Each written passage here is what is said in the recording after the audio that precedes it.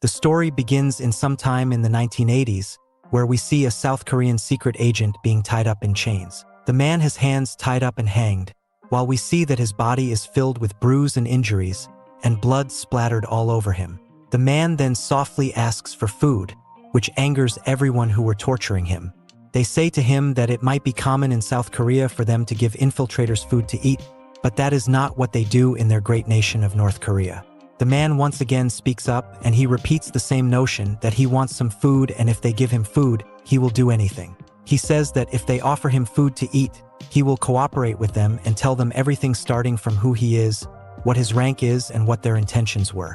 The man says that he took up this job so that he could eat well and lead a happy life, but as it stands, he will not be alive for long due to the hunger, so he will do it.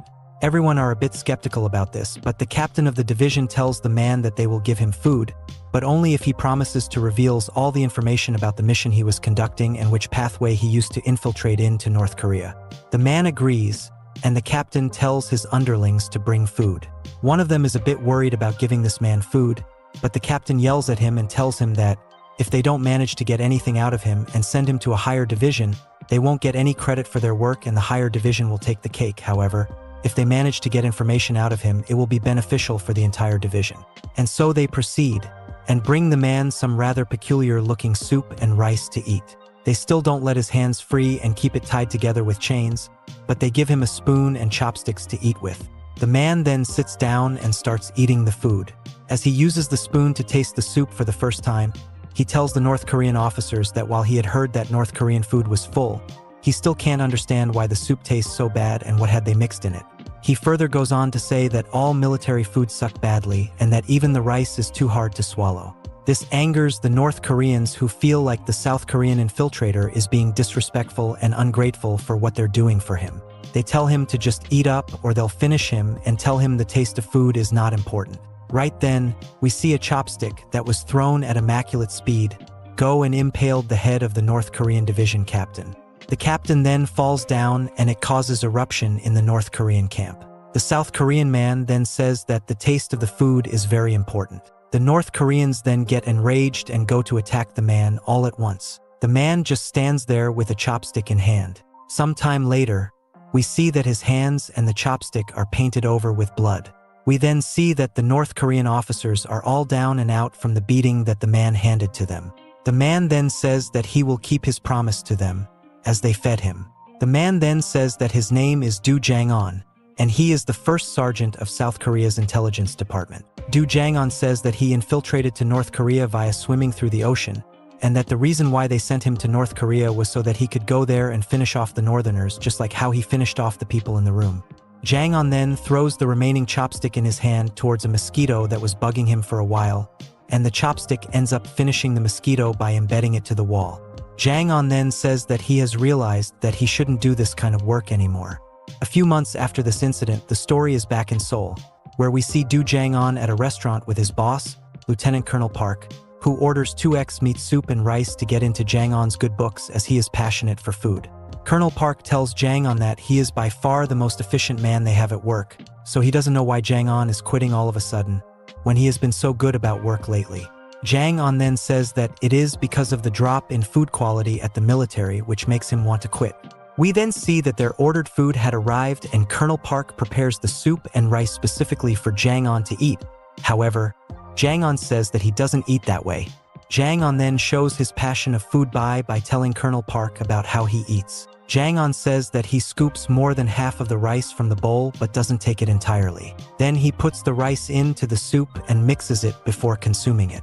This way he can enjoy his food without worrying about leftover rice after soup finishing. Colonel Park then asks Jang-on just why had he had to quit. Is it because of the mission? To which Jang-on says that it is not about the mission. Colonel Park makes it clear that the main objective of the mission was to infiltrate North Korea and come back alive. And that is what Jang-on has done, so the mission wasn't a failure. Jang-on says that it is not about that at all. Colonel Park then smiles before telling Jang-on to eat first and talk later. Jang-on says that he is thankful to Colonel Park, to which the man asks why, and Jang-on replies by saying that he is thankful to Colonel Park because how he gave him the opportunity to eat well and earn money when he had nothing. Colonel Park says that it is okay and that Do Jang-on is one of their best ever men, and that his contributions will be remembered for years to come. Later on, we see that Jang-on has started working at a construction site, and his co-workers are all gaga about how energetic and strong he is at work. One of them says that he has decades of experience in carrying these things, but Jang-in makes it look easy by comparison. We then see Jang-on running around with tons of weight on his back, climbing stairs and overall, working very hard to get used to things. Jang-on says that what Colonel Park said was the truth because while his skills are being acknowledged, he still has a hard life going on for him. However, he is not looking back again, and he is going to try in his own way. We see that after working, in the afternoon, Jang-on goes to the bank nearby to deposit his money. Upon entering the bank, he looks at a very beautiful girl at the reception, and they both smile and greet each other. We then see the backstory of what went down between them. One day, when Jang-on got his daily wages, one of his co-workers told him to not spend the money on alcohol or other bad habits like a lot of the people working there were doing. Instead, he should save it. After all, he is a young man, and a young man should save his money. Jang-on didn't quite understood what that meant, but as he didn't have anything to do in general, let alone do anything with money, he decided to go and save his money at the bank nearby. And upon going there, he meets this very beautiful woman, who smiled at him for opening an account, and at that moment, Jang-on was blown away by her. From that day onwards, Jang-on went to the bank every day in the afternoon to deposit 5,000 won, which is a small amount, but it gave him an opportunity to see the beautiful lady every day. First, he wanted her to recognize him by the face, then they also remembered each other's name, the girl's name being Song Si-ah, and that is how a relationship automatically formed between the two, like how interest forms when you save in a bank account. We also learn that Si-ah is a hard-working lady, and even though she had very loving parents, they were very poor. So right after completing high school, Si-ah began working at the bank. Jang-on told her how he was working in the military and now works at construction, and she asked why doesn't he have money from his military days, to which he replied by saying that he gave away all his earnings to the family of the ones who passed away while working with him because they had families unlike him. This really impressed Si-ah, and she was deeply touched by it. Back to current time, and Si-ah tells Jang-on to actually save up his money and deposit a big amount for once at the end of the month instead of coming every day to deposit. Jang-on says that if he starts doing it that way, then he will be only able to see her once a month. This makes Si-ah blush a lot, and Jang-on realizes that this is the reason for him to live on now. However, just because he has a reason doesn't mean he has it easy, as living every day is still very hard for him. We then see Jang-on lay down on his bed as some news about the Daesan Welfare Organization goes on. Jang-on wonders that ever since he became an adult, he was being trained to do some very hard stuff, and he got good at those in the military. However, since leaving that job, he has not been able to utilize these skills he knows best, and it is showing as he doesn't earn a lot and wants to eat and live well. Right then, someone knocks on his door, and upon opening it, Jang-on sees that it is Staff Sergeant Jo Tae-moon, who was a good soldier but quit the job for personal reasons. Tae-moon then enters his house, and Jang-on tells him that he must have it good because of his luxurious watch. Tae-moon says that he is paid well at his current job. Jang-on asks how he got his address, to which Tae-moon says that he got it from asking at the military office, who informed him that Jang-on quit, and then he searched around the vicinity to find him. Tae-moon then says that he has a job offer for Jang-on. Jang-on asks what kind of job is Tae-moon referring to, and Tae-moon tells him that he is talking about the kind of job that Jang-on is best at. We then see Jang-on telling Tae-moon that he doesn't want to dirty his hands, and Tae-moon tells him that he doesn't need to finish off anyone for good, it's just that he wants him to beat up someone.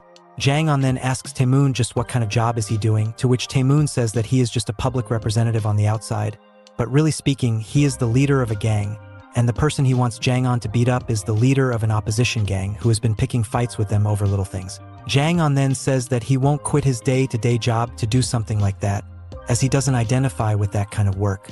Tae-moon then flips the situation by asking Jang-on if he quit the military job to live in such a rundown place and work at a construction site of all places. Jang-on gets stung by this and tells Tae-moon to show some respect to his living. Tae-moon then says that he will offer Jang-on 50 million won in cash to do this job for him, and with that money he can do whatever he wants, buy a house in Seoul or even start his own business. This shocks Jang-on as 50 million won is equivalent to 37,000 US dollars, and what is basically equivalent to 10,000 days of work for Jang-on. Tae-moon then says that it is really up to Jang-on if he wants that kind of money or not, and if he ever decides to change his mind and stance on these things, he can contact him and gives him his card. He then tells Jang On that his office is at Daesan and that he can get there by taking an expression bus in no time. As Taemoon prepares to leave, he says that he doesn't understand how a person like Do Jang On is staying away from what he does best to do work like this and to live in a place like this, and leaves. Later on, Jang On lays down as he tries his best to sleep. However, the rats which live above the roof of the house are making noises and it ruins his sleep. He then contemplates on what to do. However, he decides that he will rather stick to his current job and observe a bit more before making a move. As he sleeps, he keeps thinking about what Taemoon said about Jang On wasting his skills for no reason whatsoever. The next day, Jang On goes to work and sees that there are a lot of heavy cartons and boxes for him to carry. Jang On asks the boss about where the other guys are, and the boss replies by saying that he noticed that Jang On is beyond impressive at work, and so he only called Jang On and didn't call anyone else for work, because he knows that Jang On will be able to handle all the work on his own. Jang On then looks on as he looks more and more disinterested in his current life. Meanwhile, outside the bank, we see that Sian Ah is having a drink and a chat with her co-worker. The co-worker asks Sian Ah why she is happy during the afternoon, and is it because Do Jang On comes during that time? Does she like him or what?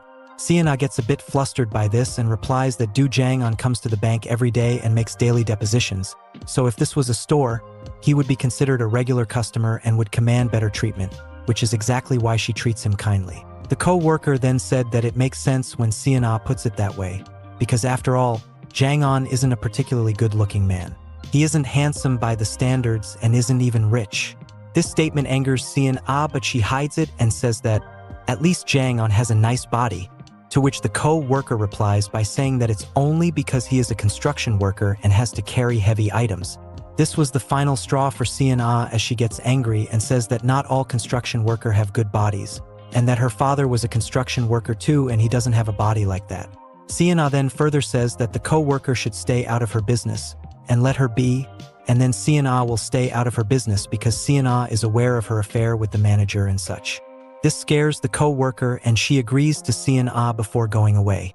Later, we see that Sian Ah is back at work after her break, and she wonders just why she got so mad when her co-worker was insulting Do Jang On. And at that very moment, Jang On shows up and Sian Ah gets surprised because it is not time for him to come yet. However, Jang On clarifies that he is here because he didn't have work and that he wasn't there to deposit money and only came to see her. Jang On then says that he will be back soon and this time he will make a big deposition and he leaves. Sian Ah wonders why he has been coming to see her and blushes. We then see that Jang On had gotten on the express bus to Daesan, and we also learn that he had already called Taemoon to take up the job and went straight to take the bus. We then see him arriving to the spot where Taemoon and one of his driver were already waiting. They take Jang On to the car and start moving. Taemoon then explains that the guy he is supposed to take out is called Park Gwan-ho, and that he is the leader of an opposition gang. Taemoon explains the conflict between them and says that if he went to attack him, there would be issues in the business. However, if a third party attacks him, it should be fine, and that is where Jang On comes into play. Taemoon says that Gwan-ho must have anticipated something like this and has a lot of underlings with him. Jang On asks him if they can make it before 4:30 p.m. and Taemoon is left confused by this. Jang On says that the bank closes at 4:30, so he needs to finish stuff quickly and go back to the bank, and asks Taemoon if he can make that happen. Taemoon says that it will be dangerous as he has many guards and one of them is a huge Korean traditional wrestler. Jang On doesn't care though, and Taemoon remembers just who Jang On is and tells the driver to take the car to where Park Gwan-ho is eating currently. Jang On asks which food is the best in that restaurant, and the driver responds by saying the dumplings are the best. And off goes Jang On to the restaurant. The driver is worried and asks Taemoon if this is okay, and Taemoon says that there isn't another person like Jang On Earth and that he will deal with. Inside the restaurant, we see that Park Gwan-ho is surrounded by his men while eating, and one of the men is, as mentioned, the huge wrestler guy. Jang On takes a seat at the restaurant and orders some dumplings, which he enjoys in his own style as a food connoisseur, and upon being done, he throws a mug towards where Gwan-ho was sitting, and this angers everyone from that camp as they ask Jang On why he did that. Jang On just simply replies to them that he wants to get into a fight, because he found the sounds they were making while eating to be annoying. This angers Gwan-ho, as he then orders his men to go beat up Jang On. Jang On smirks as the guys come to beat him up, and we get a flash forward, where we see that Jang On has beaten up all the guys with ease, as we see their bloody and beaten up body on the floor alongside the food that was spilled. We see that a bloodied and battered Park Gwon-ho is totally dumbfounded as to what happened. He asks Jang On why did he do what he do and who is he, because he had never seen someone so strong in their work field. Jang On says that he can remember him as the one dude with severe anger issues. Gwon-ho then asks Jang On if Jo Tae-moon paid him to do this, and besides that, how much did he pay him to do this? Whatever the amount was, Gwon-ho is willing to double the amount if Jang On works for him. This interests Jang On for a second, as he wonders that doubling 50 million won would be 100 million won, which is a lot better than 50 million. However, Jang On wonders if Gwon-ho can even pay that large an amount to him. We then see Park Gwon-ho telling Jang On that it isn't required for him to think about it, as we see the large wrestler get back up and use a chair to attack Jang On from behind. Jang On is taken in by surprise, and he puts his arms up to block the chair shot by reflexes and somehow manages to stop it, but it hurt his arm a lot. Gwon-ho then orders his huge monster to attack again, which he obliges and tries to do, but this time Jang On is aware and he kicks him straight in the family jewels to make him lose all sense. Jang On then follows it up with a loaded up axe kick to take out the big dude. This surprises Gwon-ho again, and Jang On asks him if it is 4:30 p.m. yet, to which Gwon-ho says that it isn't even 2 yet, and Jang On leaves restaurant. Later, we then see that Jang On and Tae-moon come out of the bank, all giddy.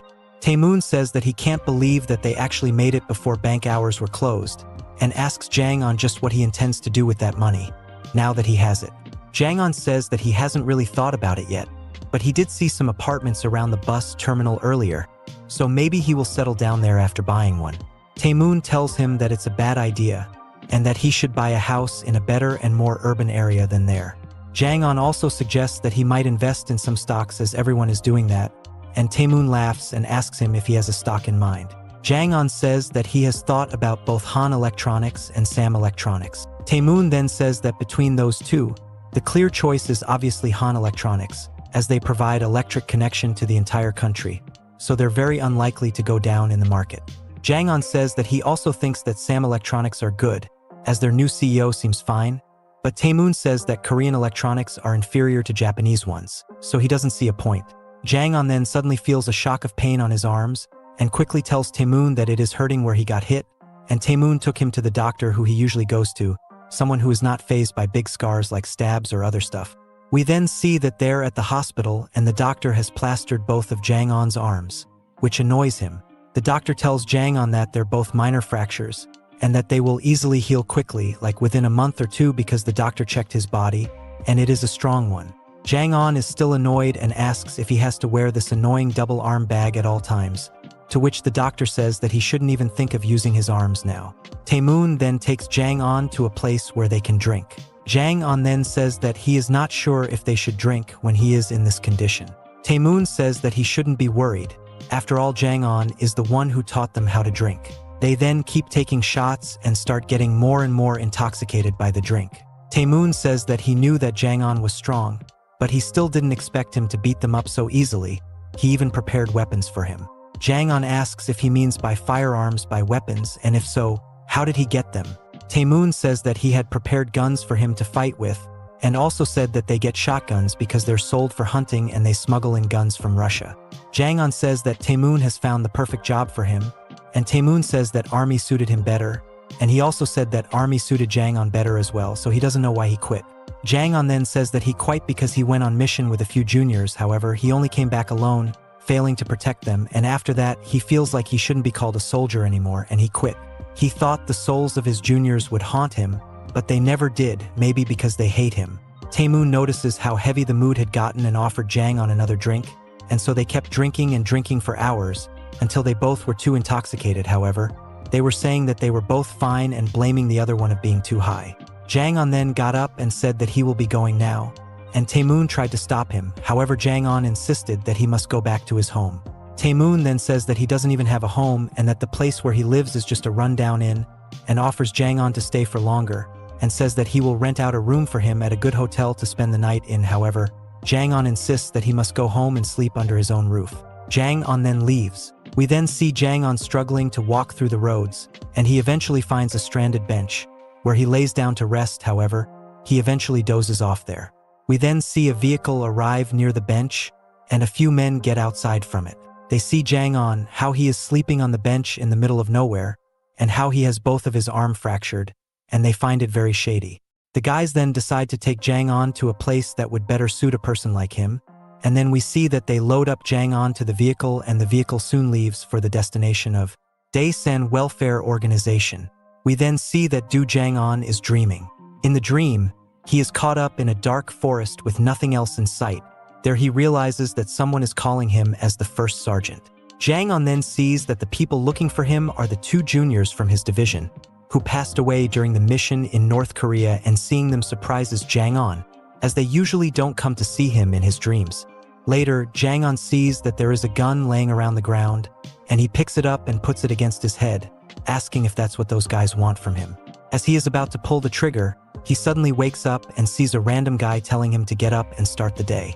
Jang On can't understand what is happening, as he doesn't recognize that guy, nor does he recognize where he is and what he is wearing. Jang On then asks the guy who he is and where are they and why are they there, to which the guy says that he asks too many questions, but he explains everything one by one, starting off by introducing himself as Lee Sun-jo, and then he tells Jang On that the place they are at is the Daesan Welfare Facility, and the outfit they're wearing is the uniform of the inmates. Sun-jo says that there are other things out these for him to tell Jang On. However, by this point, Jang On had already gotten up from his bed and started walking away. Sun-jo goes after him and asks Sun-jo where he is going, to which Jang On says that he is going home.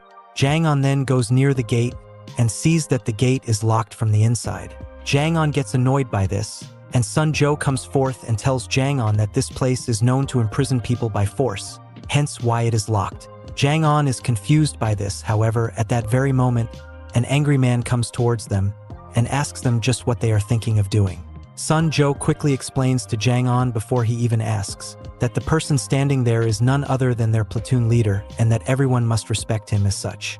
Sun-jo also warns Jang On that the platoon leader always carries a foul temper and irritating him has only led to more harm than good. Jang On looks unimpressed by this info dump. However, his eyes quickly glaze over to the platoon leader's arm, which has a stash of keys. The platoon leader once again yells at them, asking what they are doing. Jang On then goes forward and bluntly asks the platoon leader for the keys, as he wants to go outside. The platoon leader gets incredibly annoyed by the nonchalance of Du Jang On and tries to teach him a lesson by throwing a sudden kick at him. However, this is child's play to Jang On, and he easily manages to sidestep, which causes the platoon leader to kick the hard door and get hurt instead. Jang On also loads up his punch to hit the platoon leader. However, he quickly realizes that his arms are still very much injured and remembers about what the doctor said about not using his arms a lot, as that will cause his arms to get damaged even more and make his recovery time even longer. And so, Jang On decides against punching the guy. That is when a bunch of inmates run towards the scene to check up on the platoon leader, asking if he was okay, and the platoon leader commands them to break the already broken arms of Jang On and send him to the ward as a punishment. The guys then take the order from the platoon leader and get ready to beat up Du Jang On. The people then surround him, and Jang On thinks that he can surely take on and beat everyone here at once. However, he doesn't want to risk his arms. According to Sun-jo, he learned that this is a place where people are forcefully imprisoned for whatever reason, which means that he can't escape easily, so he can't put his arms to risk and heal up before the escape. However, Jang On was already cornered by now and his back was against the wall. Jang On was contemplating how to fight all these guys. Should he try to fight them while simultaneously protecting his arms from getting hit? Is that what he should do? At that moment, we see that Sun-jo has stepped in for Jang On, and he tells the platoon leader that Jang On is a new guy who just came in today, and that he has no idea where he is and doesn't know the greatness possessed by the platoon leader. If he had known about that, he wouldn't even dare to misbehave with the man himself. The platoon leader is happy hearing his praises and understands the situation as explained by Sun-jo. Sun-jo then further goes on to request for a couple of days for him to educate Jang On, so that he can learn about how this place works, and requests for everyone to let him off for now. Sun-jo then tells Jang On to bow down and beg. He tells him to apologize for misbehaving and tell them that he won't repeat it again. Jang On can't believe what he is being made to do. However, he doesn't want to risk a fight himself, so he decides to play along for the moment, and he bows down to apologize and vows to never repeat this again. The platoon leader then hits him on the back of his head and tells Jang On to get in line for the roll call. Later on, we see that everyone has gathered for the roll call, and Jang On is caressing his head which got hit, while Sun Jo praises him for doing well there and promises to tell him the working arounds of this place once they find a better place and time. We then see the platoon leader call for the rolls and everyone quickly follows it with discipline. After he is done counting, the platoon leader declares that there are 24 people under his charge including the new guy, Du Jang On, before opening up the lock and letting the inmates follow his lead in line. Du Jang On asks Sun Jo just where are they heading to, and Sun Jo tells him that they're going to grab breakfast, which immediately excites Jang On because of his love for food. After a while, in the canteen, we see that Jang On is wondering just how weird this place is. How this place is acting like it's a military camp with how they carry themselves, but it is not. How this place locks up people, but it is not even a prison. However, he feels the strangest thing out of them all is the food that they hand out for people to eat. We then see the awful plate of food that was given to Jang On and others to eat. It looks like someone's leftover food was left to rot for a few weeks. Jang On can't believe how awful the food is and how humans are supposed to eat it. Jang On says to himself that he would definitely stab the one who prepared this food with a chopstick, however he can't, because they only provide fork spoons here. Lee Sun Jo then speaks up and tells Jang On that he will explain the rest as was promised by him. Sun Jo says that the Daesan Welfare Facility is an organization that gives shelter, food and work to homeless people and helps them lead a good life. Upon hearing this, Jang On is flabbergasted, as he tells Sun Jo that he isn't even homeless. Sun Jo then says that he is correct about that, and that most people who are taken in by this welfare facility aren't even homeless to begin with. Instead, the organization forcefully captures people and imprison them here to get them to work for them. Why? Because the government of the country provides funds to each and every one of those homeless people, and that is why the Daesan Welfare Facility imprison normal people, label them as homeless and eat up the funds from the government. Jang On can't believe this and asks Sun Jo just what kind of people would imprison normal people for no reason other than for their own gain. That is when they notice that someone has entered the canteen room. As everyone focuses on that, Sun Jo tells Jang On that the kind of people who run this kind of business are right there in front of them, the two sons of the president of the Daesan Welfare Facility. We then see the two sons, the eldest one and the vice president of the organization being Park Gwang and the second son, and the general manager of the organization, the huge man named Park Yom. Jang On says that it looks like they're running an inspection of sorts, and Sun Jo replies by saying that it is an inspection and says that this is the opportunity for one to get themselves known to the people higher up. We then see Park Gwang walking up to Jang On and Sun Jo, and Park Gwang asks how did Jang On injure his arms and asks if he is new because he hasn't seen him before. Sun Jo replies instead KF Jang On, telling Gwang that he is a new guy who joined recently. Gwang asks if he will be able to live in this welfare facility with all of his injuries, and Sun Jo says that he is taking special care of him and that Jang On will fit right in. Gwang praises Sun Jo, saying that he had no idea such a nice person was living here. Sun Jo says that he might be good, but is he good enough to be an honor student? Gwang smirks hearing this and replies by asking if Sun Jo wants to be an honor student. Gwang then asks him for his name and tells him that he will surely keep an eye on him and his wish. Jang On is annoyed by this, as he realized that Sun Jo was only playing nice because of his inner motives. Park Gwang then asks Jang On about how he is doing and if the food given to him by the facility is any good. This question triggers Jang On as he goes on to berate the food provided. Jang On states that the food sucks and that humans won't be able to eat this kind of food. He says that the salted fish is more like rotten fish and says that he doesn't understand what kind of simmering was used to ruin the soup. He also adds that the vegetables are melting. Sun Jo is confused as he doesn't know why Jang On snapped all of a sudden. He doesn't understand because he doesn't know Jang On's passion for food, and that passion has made him incapable of being dishonest about it. The vice president hears this and grabs the food plate from Jang On, before dumping it right on top of his head.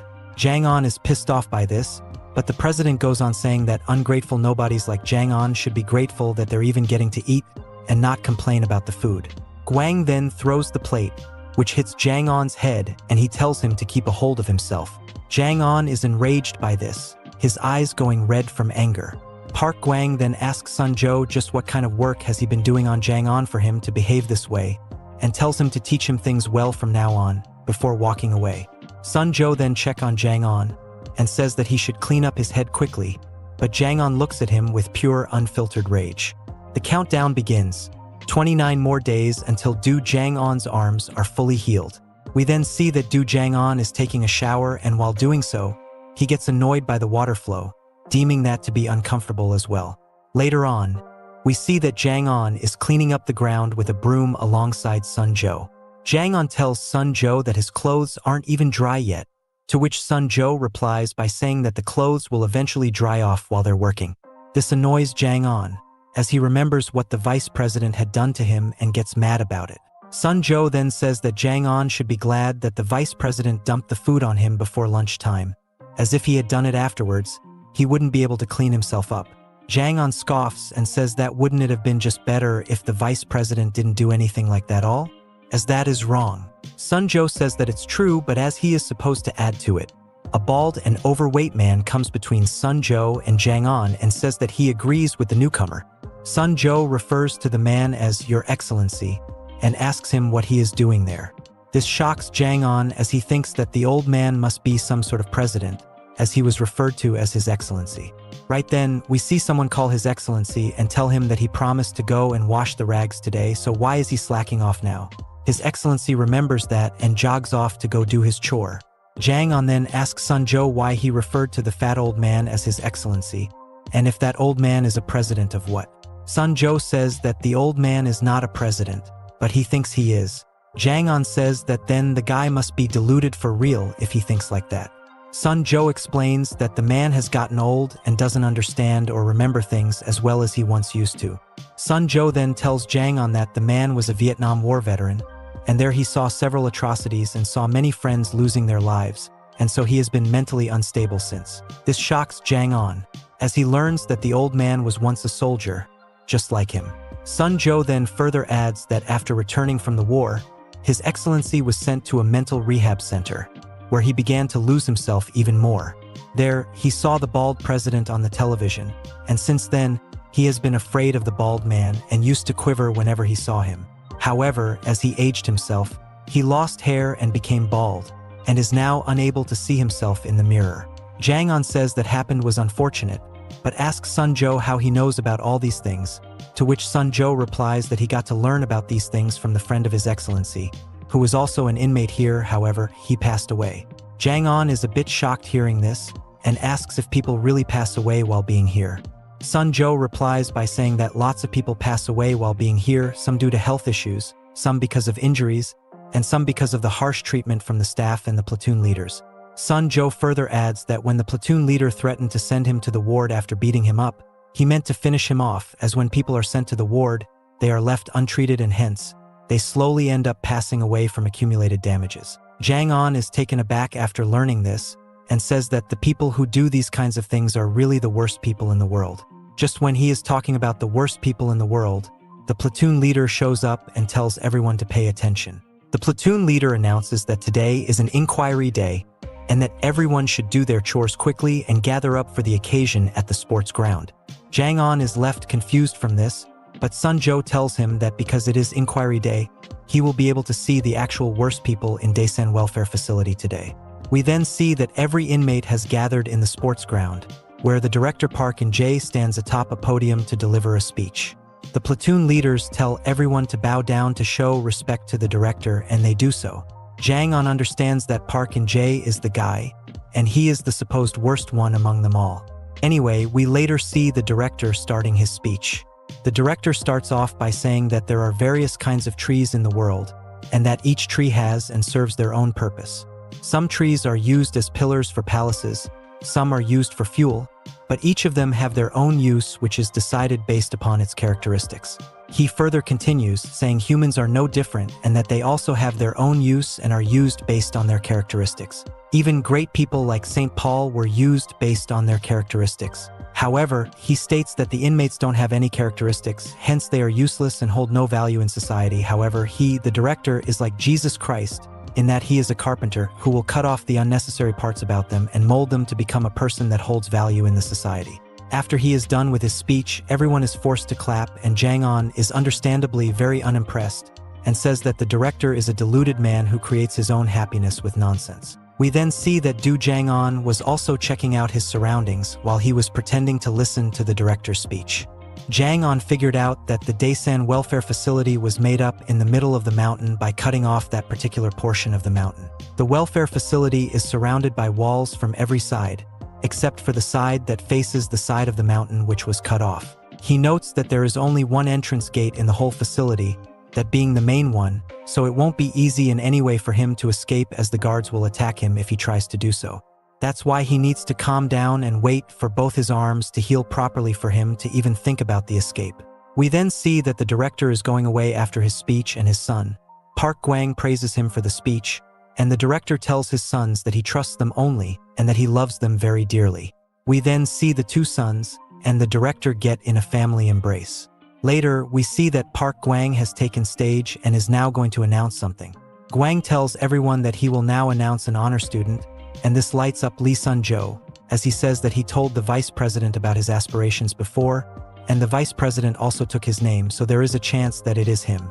Jang On asks Sun-jo just what this honor student thing really is, and Sun-jo informs him that an honor student is someone who has been well educated by the welfare facility, and someone who they will now deem as fit to go outside. 3. For people are usually selected every month to have this status. This surprises Jang On a little as he can't quite understand why they would leave one of the inmates suddenly. The vice president then announces that the honor student is from the 4th platoon, and this upsets Sun-jo, as he is from the 3rd platoon.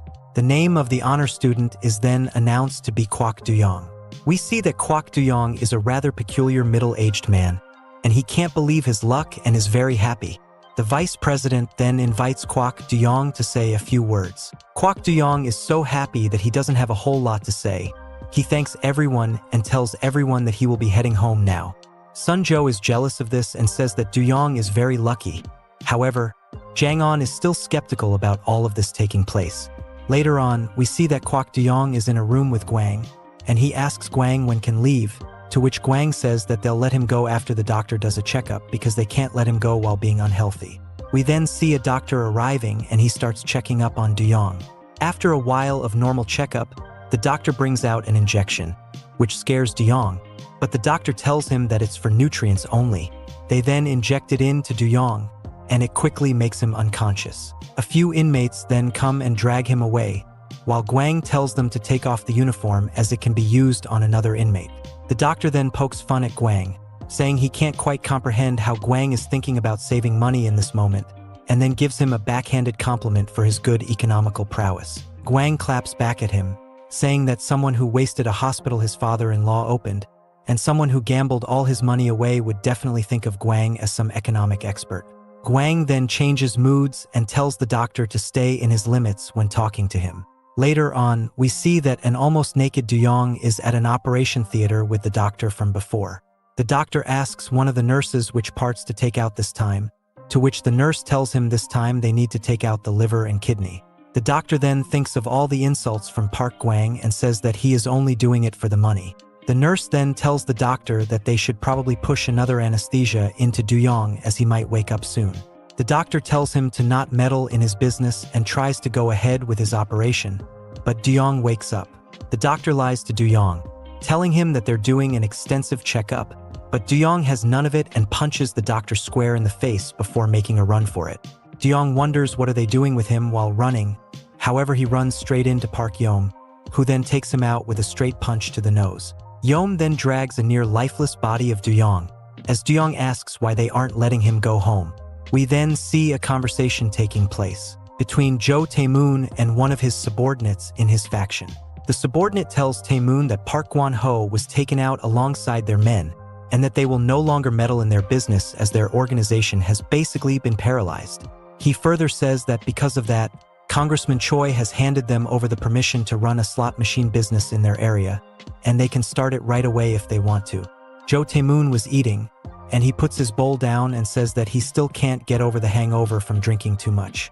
The subordinate then says that the Congressman Choi somehow already knows everything about what happened. It's kind of fishy because all of this happened within a day, yet he knows everything. Tae-moon says that Congressman Choi is a very clever old man, and it is through his smart and agile mind and his ability to take big decisions on short notice that he got into the parliament. The subordinate then says that if everything goes well according to their plan, then they can get Congressman Choi to cut the ribbon on their new business as quickly as possible. We then see Taemoon picking up a dumpling to eat, and while he does that, he remembers how Jang-on asked him about what is good in that restaurant, and the driver told him that it was the dumpling and how that got Jang-on excited to eat the dumpling. Taemoon then tries the dumpling for himself and understands that the dumplings here are really quite good. Taemoon then goes on to ask his subordinate if Sergeant Du Jang-on made it back home safely or not. The scene then changes back to the Daesan welfare facility, where we see that Du Jang-on, Lee Sun-jo, and everyone else are working. They are making water spray bottles, and Jang-on finds this work to be very annoying to say the least. Sun-jo then says to Jang-on that he never really asked for his name, to which Jang-on tells Sun-jo his full name. Sun-jo then asks Jang-on what kind of work did he do before getting dragged into the welfare facility. Jang-on then thinks about all the covert and dangerous missions he was on while doing work for the military. He then goes on to answer by saying that he used to do all kinds of work that involved him using his body. Sun-jo then asks him that if it was strength-related work, then he must have injured his arms while working, to which Jang-on replies by saying that he can put it that way if he wants to. We then see the platoon leader yelling at Jang-on and Sun-jo for talking while working, and the platoon leader then asks Jang-on just what he had said to the vice president for him to lash out on him like that. As Jang-on is about to answer, the platoon leader tells him it's not needed and gives him an advice to work well and to not create any problems for the platoon. Jang-on stays silent, and this angers the platoon leader into hitting him on the back of the head and telling him to speak up. Jang-on then controls his anger and says yes. The platoon leader then moves over to the other side, and Sun-jo tells Jang-on that they aren't just scared of a problem starting in the platoon, they're just scared of getting into problem themselves. Jang-on then looks at the keys with the platoon leader and asks Sun-jo why they decide to lock them up from inside, when it is better to lock them up from outside. Sun-jo said that a long time ago, a man came for inspection and reported that it is bad if they lock the people up from the outside, it will make it a prison, and since then, they've made the platoon leaders handle the locking from the inside. Jang-on questions that why does the platoon leader lock it when he, himself, is one of the people getting locked up. Sun-jo says that these people never had a rank in their life, so them getting a rank and an armband representing that is too big of a deal for them. Jang-on understands this, and Sun-jo is still being jealous about the honor students. The scene then changes, and we see the doctor who conducted the operation on Kwak Do-young hand over a box to Park Yeom, the box most likely containing the liver and kidney of Do-young. The doctor hands it over and says that it wasn't really his fault that things got out of hand for a good second, and asks General Manager Yeom if he could tell the vice president that he did the work perfectly well and took all measures to make sure no problems occurred. Yeom then says, "Sir," to which the doctor replies, but Yeom follows it up with a kick to the gut of the doctor, which sends him to his knees and down to the ground from the pain. Yeom then tells the doctor to call the vice president sir, and tells him not to cover up mistakes and make up lies to protect himself. Yeom then drops an envelope full of money and tells the doctor to just admit it if he has made a mistake and try to improve on that. As Yeom walks away, the doctor, still in pain, picks up the envelope and says that it's not really nice that the Park family treats all people like they are animals. However, upon realizing how much money it had, the doctor became happy and said that he is glad that they're paying this animal well, referring to himself. We then see that Park Yeom goes to a rather quiet and dark place near the dock, where we see him hand over the box full of Do-young's organs to a shady person, who then gives him an even bigger stack of money for it. We then see Park Yeom go to his father, the director's office, and hand over all the cash to his old man. The director praises Yeom and tells him to get a good rest as it must be exhausting to do all the work he has done. We then see that the direct puts the stack of money inside his safe alongside many other envelopes full of ridiculous amounts of money. The scene changes, and we see that Jang-on is sleeping peacefully alongside other inmates, when they're unceremoniously woken up by the platoon leader. We then see Jang-on talking about how he has been in the Daesan welfare facility for 4 days, and has slowly managed to settle in as time went by.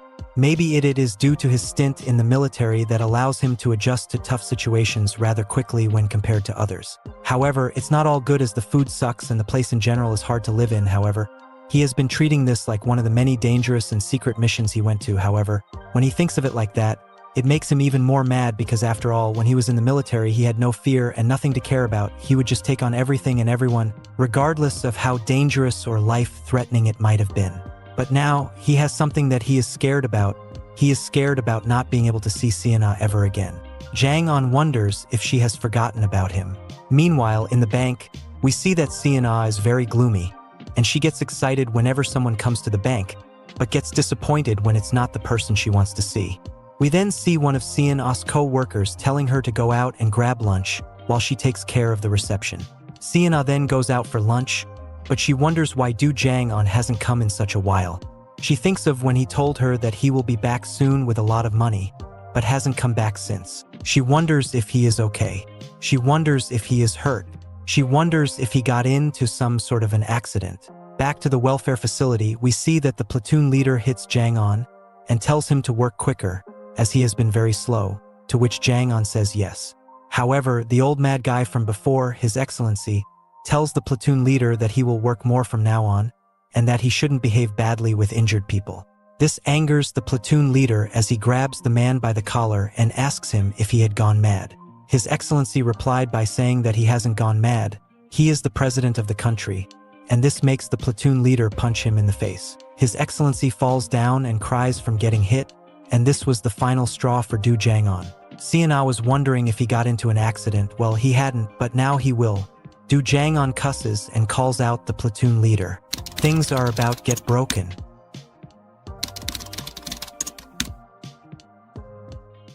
Jang-on directly calls out the platoon leader, which ends up shocking the platoon leader and everyone present in the room. The platoon leader, pissed off, asks Jang-on if he has gone crazy. The lackeys of the platoon leader also get mad and look to get back at Jang-on. Understanding that the numbers are against him, Jang-on decides to get rid of the platoon leader before his two lackeys can make a move. So, when the platoon leader comes forward to attack Jang-on, he simply jumps up in the air to deliver a flying roundhouse kick to the platoon leader. The sheer force of the kick knocks out the platoon leader in the spot and puts everyone on notice. Jang-on felt more comfortable now, as the prospect of fighting 3 guys at once while having broken arms is tough. However, he feels more comfortable in taking on the 2 lackeys who are now coming his way. Their dedication to the platoon leader impressed Jang-on, as the first guy came ahead and threw a straight punch at Jang-on. However, Jang-on easily dodges it and also dodges the subsequent book and uppercut attempts from the guy. Jang-on then makes his way behind the guy and kicks him in the back of the leg. This disbalances the guy and allows Jang-on to execute a proper knee strike to the guy's face. After knocking him out cold, Jang-on turns his attention to the second guy, who he simply goes forward and punts his head like it was a football, taking him out for good as well. As he pulled it off, everyone in the room was left stunned. Jang-on himself got worried about the matter, as he wondered how he could clean up the mess he made, because it would be troublesome if an employee were to come and see this. Just then, Lee Sun-jo starts chanting Du Jang-on as a way to show support for him. His Excellency and the rest of the inmates follow suit and starts chanting Jang-on's name loudly. Jang-on asked for them to be stopped, as he didn't want the staff of the welfare facility to show up and see this. And his fear comes into fruition, as a member of the staff team enters the room to check on what happened. The guy was annoyed until he noticed the fallen body of the platoon leader. This pissed off the staff guy, who brings out his stick and fronts Jang-on. He repeatedly asks Jang-on what he should do. Jang-on knew that he only really had 2 options here. The first was to kick his stick away and then knee him in the gut. After doing so, the guy will be subdued and he will be allowed to escape the room as a result. However, he will eventually get stuck at the main gate, which is fully locked. This would also allow all the other staff members and guards to come searching for him. They won't be holding back and will try their best to stop him. Not to mention the fact that they'll be extra angry when they learn that Jang-on attacked one of their guys. Jang-on doesn't particularly fear them though, as he is certain that he will be able to take on a couple of them with his leg alone. However, what he fears is getting hurt in the arm during the fight.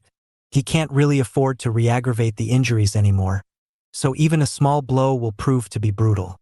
So that option is out of the door, which is why Jang-on decides to go with the second option.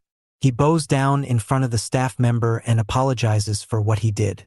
He decides to take a back step and not complicate the matter any further. However, just then, the Vice President Park Gwang enters the room with brother Park Yom. The vice president was shocked to see that Jang On did this. Meanwhile, Jang On was visibly shaken by the arrival of the vice president, as things just got more complicated than he wished for it to. The vice president expressed his amazement as he talked about how crazy it is for a guy who has both of his arms broken to take down 3 guys by himself. He mentions how he thought that Jang On was a pushover who couldn't stand for himself and only fools around about food. However, as it turns out, Jang On is more than that. So, Park Gwang asks Jang On for his name, to which he reveals his full name. Park Gwang then asks Jang On just what he was thinking while doing such a dangerous thing. Jang On was getting ready to answer when the vice president stopped him. He states that it doesn't matter what he thought about, but the problem is that he thought about something in the first place. This confuses Jang On, so the vice president goes on about how he makes the rule that needs to be followed. So, he gave the platoon leaders the power to control all the platoon members. Because Park Gwang made the rule, everyone just needs to stop thinking and follow it. He also mentions how he can still see thought behind Jang On's eyes. So, as a punishment, the vice president Park Gwang orders for Jang On to be sent to the punishment room for 3 straight days. This stuns Lee Sun-jo, who can't believe how Jang On is going to survive that. Jang On himself didn't know what it was. He wondered if it was like a top-tier prison cell, in which case it won't be very hard for him to survive. Park Gwang assures Jang On that he won't be having any thoughts behind his eyes after he comes back from the punishment room. And this is how Jang On was taken to the punishment room, a room that was a lot different from his expectations. As they stood face to face with each other, the vice president told Jang On that he had 3 days to reflect on his actions and improve as a person. Jang On just listens to him and doesn't say anything in reply as Park Gwang walks away. This makes Park Yom take action. He approaches Jang On and punches him straight in the face for not answering the vice president. Jang On quickly responds by saying yes, but Park Yom knees him in the gut for just answering once.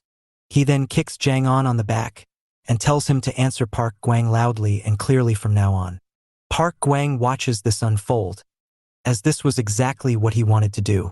He wanted to make an example out of Jang On before sending him to the punishment room. And as seen by everyone's reaction, he succeeded in doing so. Following this, a bloodied Do Jang On gets back up and gets escorted out of the room by the staff member. His Excellency and Lee Sun-jo watched and worried about Jang On. Sun-jo in particular didn't know how Jang On would survive what was coming his way, but Jang On looked back at him and smiled. This shocks Sun-jo, as he wondered how messed up someone would be to smile in such a situation. He attributes it to the constant blows to the head that he took for him to act crazy all of a sudden. Later, we see Jang On arriving near the punishment room along with the staffer. While they walked, Jang On's mind was still stuck on the punch he had received from Park Yom.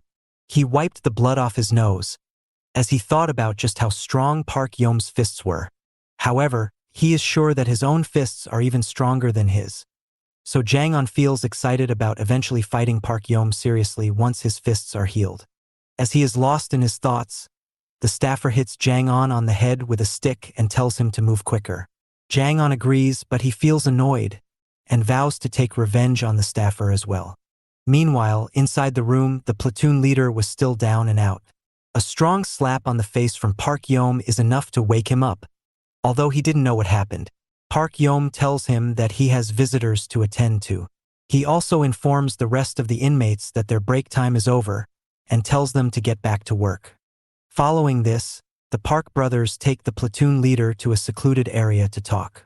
There, the vice president told the platoon leader that he probably isn't a good enough fit to be a platoon leader. The platoon leader quickly goes defensive and says that he is good enough for the role. The vice president doesn't agree with that, as he points out how he, who got knocked out by a guy who can't even use his arms, is simply too weak to be a platoon leader. So, he was preparing to take his leadership armband off. The platoon leader felt anxious, as he thought about how it is not about him being weak. Rather, it is about Jang On being just too damn strong. His legs were just too strong and fast for anyone to handle it. However, he cannot explicitly state this to the vice president in fears of being stripped of his post. So, the platoon leader makes up a lie and tells them that he was attacked from behind, which is why he was defeated.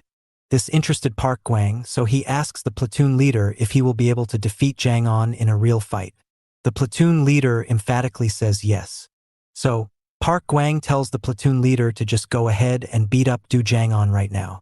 The platoon leader is taken aback by this, as he asks if this is necessary for him. The vice president thinks he needs to do it in order to save face, because the platoon won't just respect a guy who got knocked out in front of them. This leaves the guy a nervous wreck. Park Gwang then informs him about Jang-on being sent to the punishment room for 3 days. He also adds that the fight between Jang-on and the platoon leader will be conducted after Jang-on is out of the punishment room. The platoon leader understands what the vice president was implying. Basically, he was getting a shot at Jang-on after he lost his mind. This was purposefully set up by Park Gwang so that the platoon leader could beat a weakened Jang-on and get his heat back. Park Gwang then asks the platoon leader if he can do it, to which he says yes. Meanwhile, Jang-on arrives at the basement layer of the Daesan welfare facility. There, he is taken to where the punishment rooms are located. The punishment rooms are solitary confinement just as Jang-on had expected, but he was wondering why such a place was inside the basement. Eventually, they stop near a room, and the staffer opens up the gate. In a shocking turn, it turns out that the rooms were not actually rooms but tiny lockers. Gobsmacked, Jang-on wonders why there were such lockers for what was essentially supposed to be torture chamber. He wonders if these people do these things because they're ordered to, and if they have forgotten that they are doing this to innocent people for no reason. The staffer then tells Jang-on to get inside quickly, and pokes at his plaster with his stick. He threatens to break Jang-on's arm again if he stalls more time. Without any choice, Jang-on obliges and barely fits his decently large frame inside the tiny locker. The staffer wastes no time and locks in the door and leaves. Jang-on is left alone in a very uncomfortable situation. Inside the locker, Jang-on thinks about how he had been through all sorts of training in the military to endure any kind of torture performed by the enemy when captured. Chamber torture was one of the things he was trained for. In this kind of torture, a person is left in a position where they can't sit, nor lay down. Moreover, they can't eat, drink water, or take a piss either. The only thing they can do is be in a motionless and uncomfortable state, where nothing can be done. This sort of torture is done to break down the enemy on both a mental and physical level. So, it makes Jang-on very angry that these people have been performing it on normal people. It puts into perspective how notorious and crazy these people are. But their insanity aside, the thing that Jang-on needs to focus on now is that he must live in such a horrible condition for the next 3 days straight. Just like that, a grueling day goes by for Du Jang-on inside the tiny locker. Jang-on himself is unaware of how much time has passed by. He wonders if it has already been a day. He was suffering from being made to stand in the cramped locker. He didn't even know if he was able to sleep in that place, or was he just closing his eyes for a few seconds. All he knew was that it was unbearable. Add on top of that the hunger and his genuine love for good. It was making Jang-on go crazy. Meanwhile, the scene changes to the 3rd platoon room, where the platoon leader was beating up Lee Sun-jo viciously. The platoon leader was mad at him for cheering on Du Jang-on after Du Jang-on rebelled. Lee Sun-jo tries to explain himself, but he is kicked in the shin before he can do so. The platoon leader then declares everyone to be communists, as they unionized against him and started a rebellion against him. So, to make an example, he grabs Sun-jo by the head and hits him with a knee strike to the face. His Excellency steps forward to protect Sun-jo and to tell him to calm down. However, the platoon leader attacks him as well, and his lackeys join in to rain down stomps on Sun-jo and his Excellency, calling them Frexia for being traitorous rebels. The scene then changes to where President Park packs up tons of money inside Nike shoe boxes. He says these bribes are for the government employees, and all of the boxes hold the same amount of money, so the Park brothers should give it to everyone that helped them. Park Gwang asks Park Yom to join him for the distribution work, and Park Yom agrees. Following this, Park Gwang noticed a bigger carton box that was filled with money, and asked his father what it was for. President Park says it is a special box for someone who is not only a government worker, but also a vital cog in the system that runs the country. Following this, the 2 brothers drive off to their destination at high speed while playing music. While on the road, Park Yom asks Park Gwang exactly how do these people who they are bribing help them. Park Gwang then starts explaining, beginning with the Daesan welfare community worker, who helps them gather government funding. They give him the bribe and he really appreciates the gift, saying that it makes him want to be more loyal to them from now on. Following this, they head elsewhere to give the bribe to a Daesan police officer. The police officer really liked the pair of shoes he got from them, and Park Gwang told him that he needs them because he runs around the country for the well-being of the citizens. Following this, they go to the Daesan district prosecutor and give him the bribe. They pay these guys because they suppress any attempts of a whistleblower showing up and help them keep their image of a welfare facility and hide their true motives. The district prosecutor doesn't really like the bribe though, saying that he would have preferred apples over pears, implying that he needs more. Park Gwang respectfully tells him that he will bring him apples when it is the season for apples. Following this, the guy leaves, and the vice president is left annoyed by his behavior. He thinks that these people should just be grateful and take the bribe instead of demanding more. Afterwards, Park Gwang gives Park Yom a bundle of cash for coming along. Park Yom is shocked and asks if Park Gwang took some money from the bribe amount. Park Gwang admits that he did, and that he has done this in the past too. He thinks he should be rewarding themselves for doing all the hard work too, which is why he decided to bring along Park Yom with him, because brothers should share good things among themselves. Park Gwang then suggests that the brothers head to a restaurant to have some meat together to treat themselves. At the restaurant, Park Gwang prepares a special meatball for his brother and feeds him. He enjoys seeing his brother eat so well. As they enjoy themselves, Park Yom brings up the matter about the platoon leader and Do Jang-on. He asks Park Gwang if he is serious about making the two fight each other. Park Gwang asks Park Yom if he is worried about this, even after knowing that Jang-on will be coming out after 3 days in the punishment room. Park Yom says he does get that, but there is always a possibility because Jang-on did beat up 3 guys by himself without even using his arms. So there is always a maybe. Park Gwang gets that, and asks Park Yom if they can use Jang-on to their advantage if he really is that strong. Park Yom isn't so sure about this as Jang-on did go against the platoon leader and beat him up. So, the chances of him listening to them is very low to say the least. Park Gwang understands that, and says that he knows that the chances are low at the moment. However, he is certain that, after the 3 days in the punishment room, Jang-on will be vulnerable and he will be able to use him any way he wants to. Meanwhile, we see that 2 whole days had passed since Do Jang-on had entered the punishment room. He was looking miserable. 2 days without eating or sleeping was rough as expected. He was mouthing out the name of the foods he wanted to eat. But, as time passed on, he felt like he was losing the hope of living on. Just then, he remembers his purpose for carrying on. He remembers Song Seon-ah. He thinks about how he has never taken her out to eat together. So, when he gets out of here, he wants to take her out and confess his feelings to her. He imagines a date with Seon-ah, where he asks her out and takes her out for food. Seon-ah wasn't sure about what she wanted to eat, but Jang-on tells her that it is fine. He will eat anything as long as she is with him. Just like that, 3 days go by, and the locker door is opened. Jang-on fell down from the locker, as Park Gwang stood there, pleased. Park Gwang looked Jang-on in the soulless eyes of his, and states that this is the kind of eyes that he wanted to see. Following this, the staffer comes around, and orders Lee Sun-jo and His Excellency to carry Jang-on out of the room. They do so, as they tell Jang-on how he looks in a rough state. Jang-on also asks them about the wounds on their faces, to which Sun-jo says that they got beat up for siding with Jang-on during the fight. As he was being carried back, Jang-on asked where they were going and that he was hungry, but little did he know that he wasn't going to get fed. Instead, he was being taken to fight the platoon leader in front of everyone. Jang-on understands that they were going to make him fight. The platoon leader seemed ready, as he recalled what the vice president said about beating up Jang-on and saving face. Seeing Jang-on's current state, he understood that this was going to be an easy fight thanks to the assistance from Park Gwang. The vice president found this to be quite amusing, as he compares the scenario to watching gladiator duels. But Park Yom corrects him in that it is more like an execution than a duel judging off of Jang-on's state. The vice president orders the staffer to start the fight.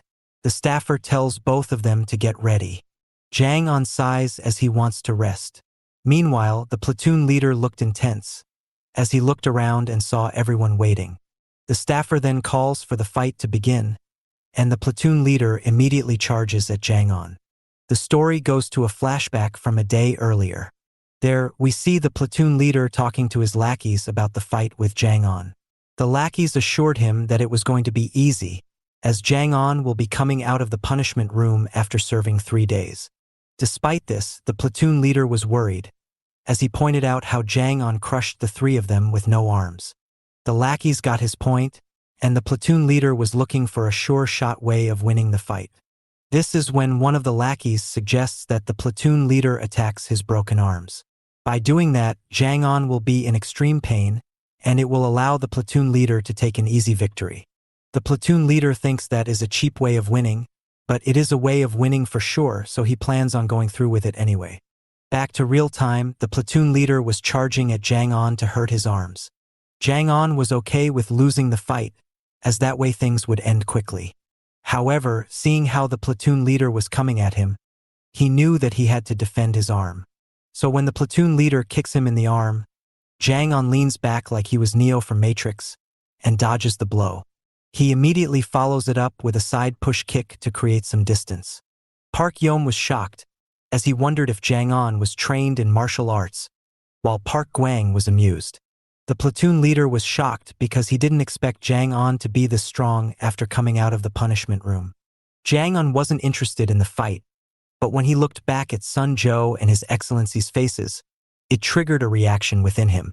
Angered, he hits the platoon leader with a roundhouse kick to the head, knocking him out for good. This baffles everyone, because no one expected such a one-sided finish to the fight. After he was done, Jang On approached the Vice President Park Gwang and asked him if he was satisfied now. Park Gwang calls Jang On a funny guy before saying that he is indeed satisfied. Suddenly, Jang On falls down on the ground. Everyone gets worried, wondering what happened to him. But it turns out that he just fell asleep on the spot. Park Gwang finds Jang On to be fascinating and says that he has a great plan in mind for him. Sometime later, Jang On wakes up in the platoon room and is greeted by Lee Sun Jo. Jang On asks him what happened, to which Sun Jo tells him that he had fallen asleep. So Sun Jo carried him here and had to skip work. This is when Jang On notices that he has a band around his arm and is confused. His confusion is turned into utter shock when Lee Sun Jo reveals that Jang On has been named the new leader of the 3rd Platoon by Park Gwang. Following on, we see the Vice President Park Gwang was preparing tea for his younger brother Park Yom. He uses the typical method of 2 spoons of sugar, milk and strength to make it, and gives it to Park Yom. As they start drinking it, Park Yom questions Park Gwang's reasoning for making the decision. Park Gwang says it is normal and asks if he should have used a method different to 2 for the tea because to him it seems fine. Park Yom clarifies that it is not about that, and that he is actually asking about Park Gwang's decision to make Du Jang on the new platoon leader. Park Gwang says that he did so because the former platoon leader was much weaker than anticipated. Moreover, Du Jang On is very strong, so he thinks that he can use Jang On when the time is right. However, Park Yom isn't so sure about that because judging from how Du Jang On fought against the platoon leader, it is safe to assume that he is a highly trained individual. As such, it will be hard for them to keep him repressed once his injuries heal. He will definitely try to fight back. Park Gwang isn't worried about that though, as he asks his younger brother why he thinks they can control an entire platoon with just 1 member from their staff team. Because theoretically, a group of 20 to 30 men can easily beat down 1 staffer and move out with any problems. Yet they don't rebel. Why is that? Park Yom says that it comes down to the fact that they won't be able to go much further, because the other staff will quickly be alerted and they won't be able to get past the barricades and walls. So they don't want to risk getting beaten up. Park Gwang says that it is a part of the reason why, but the main reason is something else altogether. They don't want to endure the torture and trauma that they've gone through here. He puts forward an example of how elephants are trained in Southeast Asia. Baby elephants are tied up and are constantly beaten with iron hooks by human beings. This instills a sense of fear within the elephant from a young age. So, when the elephant becomes an adult and capable of trampling over the humans, it is still in fear of getting beat. Same is the case with Du Jang-on. A sense of fear exists within him, which will cause him to not do anything out of order. And this is just the beginning of his journey in this place, so as the time goes by, he will settle in and consider this place to be his home, just like others. Meanwhile, we see Jang-on procrastinating at his bed. When the two lackeys of the former platoon leader come forward and apologize to Jang-on for what they did in the past to him, Jang-on sighs in irritation, as he understands that after the former platoon leader was sent to the medical room after the fight. So, his lackeys are here to beg for their lives. Annoyed, Jang-on tells them that he can't forgive them no matter what they do. That is because he has nothing to forgive them for. He hasn't been around for much time, so there isn't any problem for his side. However, the ones they should be apologizing to instead are all the other people in the platoon. This is when we see that everyone in the platoon had gathered together to enact revenge on the two lackeys. Jang-on instructs the guys to solve their matter among themselves, as he goes back to lying down. The guys then start their procedure, as the lackeys beg for Jang-on to help. Jang-on turns a blind eye and opts to rest. Jang-on never felt so much happiness in being able to lay down, but there he was. However, what really bothered him now was the fact that he was the platoon leader. He wonders why the Park brothers chose him to be the platoon leader. It seemed like they had hosted that fight right after him getting out to help the former platoon leader save face. But the guy ended up losing and has been hospitalized for now. He understands the decision to remove him, as the guy was comprehensively beaten by Jang-on twice, and is probably of no use to the Park brothers. But he wonders why they chose him to be the new platoon leader. It occurs to him that they might have done so to tempt him into joining up with them, thinking they can corrupt him with power like they did with others. However, Jang-on is not like that. He finds this funny, and wonders if the Park brothers are idiots, who think no one is as smart as them because the environment they live in is rotten. Or they are unaware of the fact that not all people are as selfish as them. Either way, Jang-on decides to play along with their game for the time being to see things. Meanwhile, somewhere else, we see the launch of the Daesan Hotel Casino and Diner Lounge. The place is grand, and the opening ceremony ribbon is cut by none other than Senator Choi. This was a business venture of Jo Tae-moon, and the senator congratulates him for making it. Jo Tae-moon tells the senator that it is all due to him that he has been able to make it so far. However, in reality, he condemned the guy for going back and forth between his side and Park Kwon-ho's side, and knows that he would have made it sooner if not for him. This is when the senator is informed that he needs to head to his next appointment, so the senator swiftly takes his lead. Jo Tae-moon shows him the utmost respect. After he leaves, Jo Tae-moon shares his frustrations with his assistant. Following on, Jo Tae-moon suggests that the crew goes to have some food together. He suggests going to the downtown place known for its great dumplings. But this time, he will let anyone order anything. Fast forward to the outing and everyone was eating a lot, and they were drunk senseless. Tae-moon tells them that they had sure gone far for this party, but he was enjoying it himself. His assistant pours him another drink, and Tae-moon accepts it. However, there was a sense of melancholy somewhere for Tae-moon. His assistant notices this and asks Tae-moon what is wrong. After all, he was having a success party, and he was going to make back a lot of money. However, Tae-moon explains that this has to do with him not enjoying these things anymore. When he first began in the business, there was a set rule, and he enjoyed it. The rule had it so that only the ones on top can move forward, and as needed, Tae-moon himself climbed up the ladder like that. However, now that he has accomplished something, he knows that he has become a target himself, and he does not like that part of it at all because he needs to hold back. Business in general has dirty rules.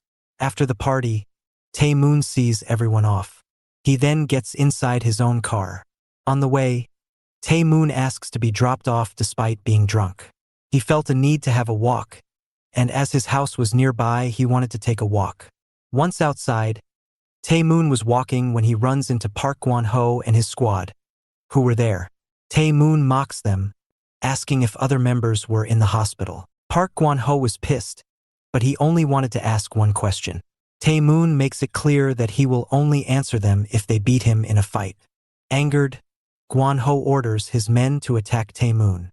But Tae-moon was not going to back down either. He gears up and charges at them, feeling sober after the little walk he had. As the thugs charge at him, Tae-moon doesn't back down.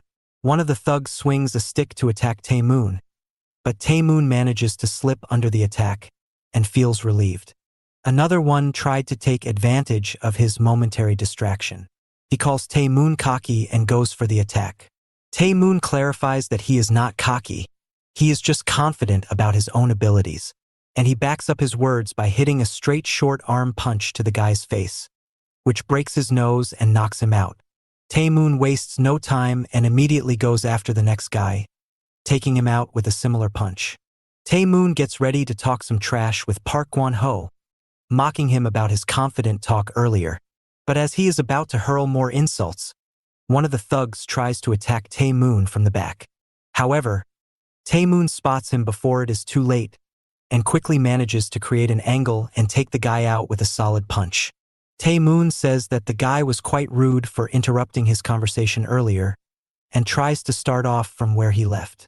However, the big guy from earlier grabs Tae-moon by the throat and physically lifts him up in the air. The guy tells Tae-moon to continue with his nonsense blabbering, as these words that he will say might as well be the last words he ever speaks. Tae-moon struggles, and this brings some hope into Park Guan-ho's camp. However, the hope is shattered when Tae-moon goes low and attacks the big guy in his family jewels. Tae-moon then tells the big guy that he should let him speak if he wants him to talk, before finishing him off with a strong punch. This stuns all the other thugs, who can't believe the big guy got wiped out. Tae-moon proceeds to pick up a stick, as he declares that he has done enough warming up and that it was now time for some serious fighting. But before things could break down, Park Guan-ho instructs his men to stop and tells Tae-moon that they should talk it out. Tae-moon finds this quite amusing but agrees to have a normal talk with Park Guan-ho. During their talk, Tae-moon asks Guan-ho why exactly he was after him. Is he mad about Tae-moon coming to his place and basically stealing the business from him? Guan-ho clarifies that it is not about that, as getting revenge won't be doing him any favors in the business. Instead, he is there to ask a question. The question was about Du Jang-on, the guy who ambushed them. He is sure that the guy had no reason to voluntarily attack them for no reason. Considering everything, he made sure that it was orchestrated by Tae-moon. And there is no point in hiding it anymore, as Tae-moon already has the business in hand. This is when Tae-moon hesitantly adds that he was behind the ambush. However, he asked Guan-ho why they were looking for him, and if they wanted revenge on him. Anyway, it is not like Tae-moon will just reveal information for no reason. As he mentioned earlier, he will only answer the questions if they defeat him, which they did not. Guan-ho wanted to know about Jang-on's whereabouts, as he couldn't find him despite searching hard. Tae-moon says that he doesn't know either. After the ambush, they had a drink and Jang-on just disappeared after that. This makes him wonder what is up with Jang-on, as his arms were messed up too. Tae-moon then takes his leave, as he was a sweaty mess. However, he seemingly liked the feeling of it for some reason. Afterwards, at Guan-ho's cafe, the thugs apologize to Guan-ho for failing. Guan-ho says that he didn't even have high hopes from them. Even if they were at the peak of their powers, they would still fail against Tae-moon.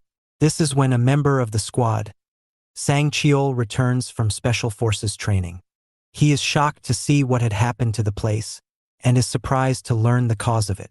He quickly apologizes for what happened while he was away doing some training. Guan-ho assured him that it was not his fault and that the people who were present are at fault now.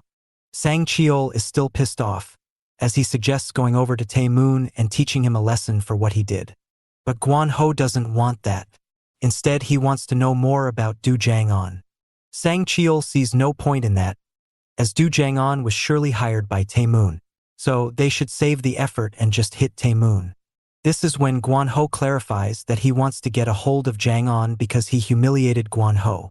This is a personal matter which hurts his ego, and that matters a lot in this situation. Guan-ho gives over the duty of finding him to Sang Cheol and tells him to go to the doctor where Tae-moon takes his allies to. This is because Jang On was hurt, so he must have been taken to that place. So, to follow the orders, Sang Cheol goes over to the doctor and says he is in pain. He tells the doctor that his heart is hurting because his boss was told many things by a random person. After drawing in the doctor, Sang Cheol pushes and pins him down. Sang Cheol then asks for information about Du Jang On. The doctor quickly reveals everything he knows about Jang On, which is just his full name. When asked about other things such as locations, the doctor reveals that he doesn't know anything about Du Jang On, because he doesn't ask questions to people who are brought in by Tae-moon. Following this, Sang Cheol informs Park Gwon-ho that he only managed to learn the full name of Du Jang On. Park Gwon-ho then informs Sang Cheol that he wants Sang Cheol to go somewhere else, that being the bar that Jo Tae-moon regularly visits. He has done some investigation to learn that Du Jang On went there too. So, Sang Cheol goes to the bar and orders soju and udon. Sang Cheol then asks one of the workers there if he had seen a guy who was wearing plasters on both arms. The guy says he did see someone like that, so Sang Cheol offers him some money to speak up. The guy takes the money and reveals that the guy, Jang On, got very drunk a few days back with Tae-moon and decided to leave alone. The guy seemingly came from a different area. He mentioned about leaving on a bus or something. But around that time, the buses had stopped operating, so he couldn't have made it out on a bus. This is when a bunch of guys call out to Sang Cheol and ask him what he was doing in the bar. Sang Cheol recognizes these guys to be members of Jo Tae-moon's gang. Understanding where the situation was headed, Sang Cheol told the worker to go hide somewhere, and that they'll talk again later. As the guys come towards him, Sang Cheol reveals that he is just having some soju and udon. However, the Tae-moon gang members weren't pleased, as it was their territory. Sang Cheol claps back, saying it is not like he barged in their territory forcefully and asked for udon, so there is no reason for them to act so hostile. His tone angers the other guy, who says that he doesn't exactly like his aggressiveness. It doesn't come out well considering Sang Cheol's gang was destroyed by Jo Tae-moon and co. This was the final straw for Sang Cheol, who ended up throwing the hot udon at the guy's face. As the guy is blinded, Sang Cheol takes the glass bottle of soju and smashes it on the guy's head, knocking him down. Sang Cheol then stood with an angry look before asking everyone if they wanted to fight him as well. As a sense of hesitation takes over within the Tae-moon guys, Sang Cheol goes forward and knees one of the other guys in the face. This scares the remaining guy, but he still musters up the courage to charge at Sang Cheol. However, Sang Cheol charges at him as well and punches him straight in the face, knocking his lights out. Following this, all three guys got up and retreated. Annoyed, Sang Cheol then asked the worker to continue the conversation they were having. The guy continues on about how it is unlikely for him to get a bus that night, as the services were close. So, logic says that he must have spent the night sleeping on the streets. Sang Cheol gets that, and thinks that Jang On must have then taken the bus that came in the morning and left Daesan. However, the guy says that there is a chance that Jang On is still in Daesan. After all, there is an organization called the Daesan Welfare Facility, which takes in homeless people and gives them a place to stay. It is said that they take in people for as much as walking alone in the streets at night. Sang Cheol takes in all of the information and thinks about giving this place a try to see if Jang On is in there. Meanwhile, at the Daesan Welfare Facility, we see the inmates having lunch during break time. However, as expected, Du Jang On didn't seem like he was into the food. Lee Sun-jo sees this and asks Jang On what was wrong. Jang On tells him that he is worried that eating such bad-tasting and weak food will not help him in healing his broken arms quickly. This is when His Excellency speaks up and says that he can bring Jang On herbal medicines to help him heal his arms quicker. Jang On was taken aback as he didn't know that they could get herbal medicine in this place. However, Sun-jo quickly tells him to not question His Excellency, as he is not mentally stable. So he should just play along. This is when the Vice President, Park Gwang, and his brother Park Yeom make their way inside the canteen. The two brothers make their way over towards where Jang On was sitting. Park Gwang points out how it was the new leader who was eating there. Jang On greeted the vice chairman, In reply, the vice chairman asks Jang on how is the food in this place now that he is around for long enough to judge properly. Jang On was itching to lay it out to him and tell him how the food was horrible, but Sun Jo was praying that he doesn't snap.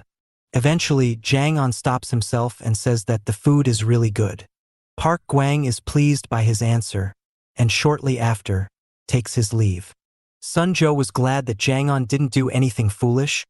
Meanwhile, Park Gwang pointed out to Park Yom that this is how fear is instilled in humans to change their views. However, Park Yom seemed unconvinced, as he was scanning Jang On and Co. to see what they were up to. His Excellency was telling Jang On how he is going to bring herbal medicine to help heal Jang On's arms. Whereas, Park Gwang was blabbering about how he will control Du Jang On and have him in the palm of his hand. The scene then shifts to the ground of the Daesan welfare facility, where His Excellency was digging up a hole near the wall.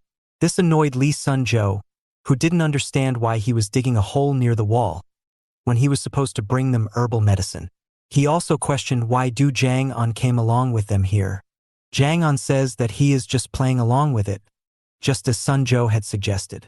Moreover, he was done eating, and there wasn't anything else he had to do during the lunch break, so he decided to come along. Jang On was reminded of his past in the military, where he and his comrades would often do things that had no meaning just for the sake of it. They would do it and enjoy themselves. Looking back at it, Jang On realizes that those inconsequential moments were the only time he could experience what it felt like being a normal human being. Following this, His Excellency takes out something from there and says that these are the medicines. He opens his hands to reveal that he had a bunch of little mice on his hand. This disgusted Lee Sun-jo, who couldn't believe it. But His Excellency argued that this was the perfect medicine for Jang On. These mice are living on their own without their parents. They're also newborns, so eating them won't be an issue. More importantly, Jang On requires to eat nutritious and protein-heavy food if he is to heal his arms. While Sun-jo is appalled, Jang On is left shocked. After all, this was a legit method. He wonders if His Excellency had learned about this during his time in Vietnam, or he could have possibly picked it up from back when he was at the Samcheong Re-Education Center. Either way, what His Excellency was saying was the truth. So, Jang On says that he is right. Sun-jo thinks Jang On agreed with him, and he continued on about how His Excellency is going overboard. But turns out, Jang On agreed with His Excellency, as he took the mice and ate them alive. As blood spilled from his mouth, Lee Sun-jo was shocked. But Jang On knew this was necessary. He needs to remember that he is just a normal human being while he is in this place. However, if he wants to survive being in such a cruel environment, he needs to become even more merciless. The story then shifts to the staff room inside the Daesan welfare facility. There, we can see that one of the staffers is about to take his leave. The other staffers weren't exactly stoked though, as they would have to take over his shift now. They joked about how they don't understand why he needs to hurry himself to home. After all, he wasn't even married, so it's not like he needs to see his wife. Another guy argued that this is exactly why he is excited about going home, because if he had a wife, he would rather stay at work. The staffer who was leaving pays no attention to their blabbering, and quickly leaves the place after he is done packing up. As he goes out, the guy thinks about how he doesn't have a wife to go home to, but he does have someone he needs to see. Later, we see the staffer guy at a gambling den. There, he was looking intense because he had taken a loan from the den to play. However, he calms himself down, thinking today he will win and repay them. As they continue playing what seemed like the Korean version of poker, the players start revealing their cards. This gives the staffer the required confidence boost. As he also reveals his card, he got a 9. He was feeling like Lady Luck was on his side, and that this was a sure-shot victory. However, his optimism is shattered when the remaining player mocks him and reveals his deck to be even better than his. It was a devastating loss for the staffer, made worse by the fact that the people from the den came to him and said that he just wasted the money he had loaned from them. So, now he has to figure out a way to pay them back. Later, we see the staffer in an empty room, sitting on a chair with his hands and legs tied up. He was beat up badly for not being able to pay back the money. He couldn't help but wonder how the opponent pulled out a flush deck. This is when Choi Sang-cheol enters the room. Sang Cheol tells him that he should focus on why he gambled in the first place, instead of thinking about why the opponent had a better deck. Confused, the staffer asked Sang Cheol who he was. Sang Cheol says there is no reason for him to know that.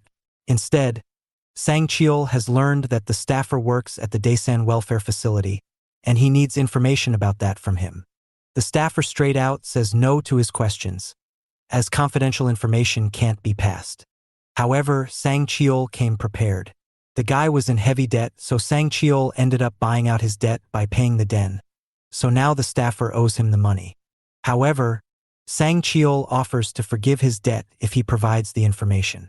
This presents a big opportunity for the staffer. So, Sang Cheol asks him if there is a guy called Du Jang-on at the facility. He shouldn't be hard to recognize, as he has plaster on both of his arms. The staffer quickly recognizes who he was talking about and confirms his existence to Sang Cheol. This was great news for Sang Cheol, but he needs to see him in person to take his life and enact revenge for Park Won-ho. So, he asks the guy to bring Jang-on from the facility to Sang Cheol.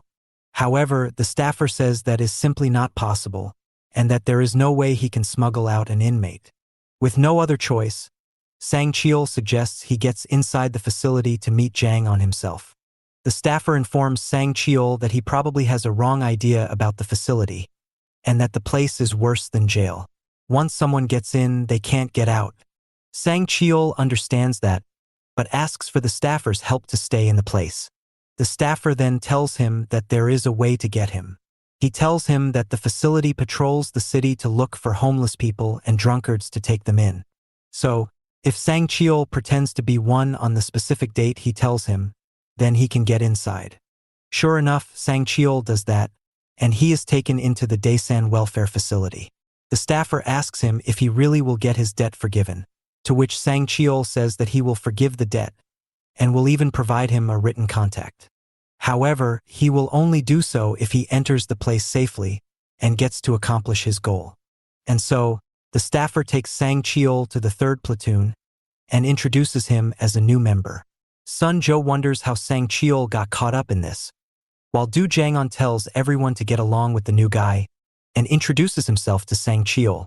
Sang Cheol connects the dots and understands that it is undoubtedly him, so he goes up to Jang-on and bows down to him. He was overly enthusiastic with his show of respect, as he says that he doesn't know what to do here.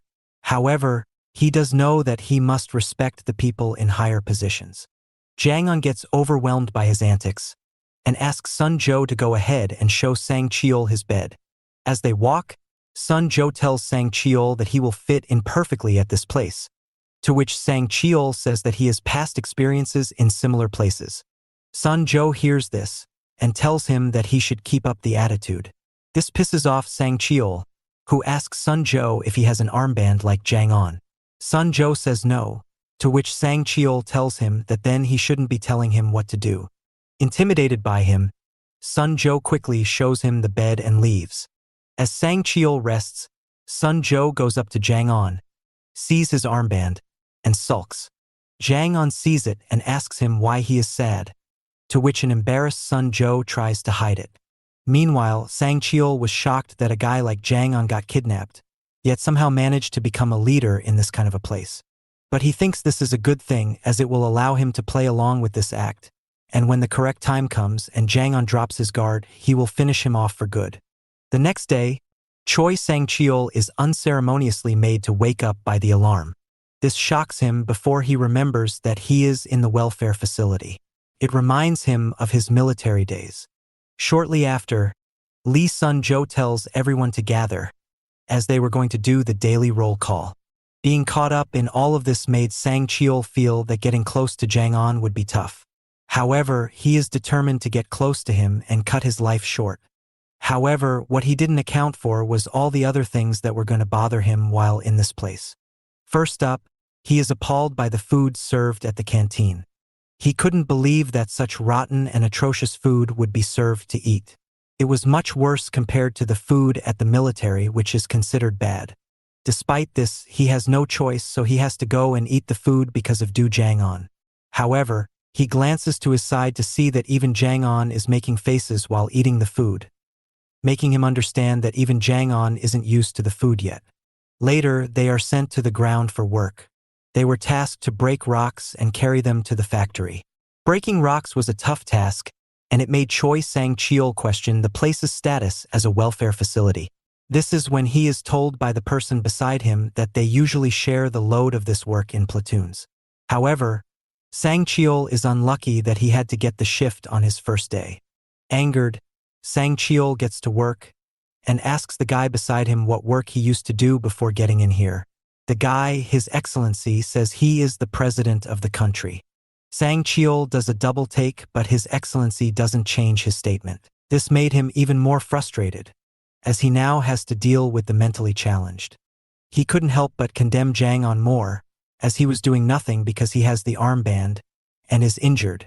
However, to his shock, Jang-on uses a backpack to carry a ton of rock upstairs.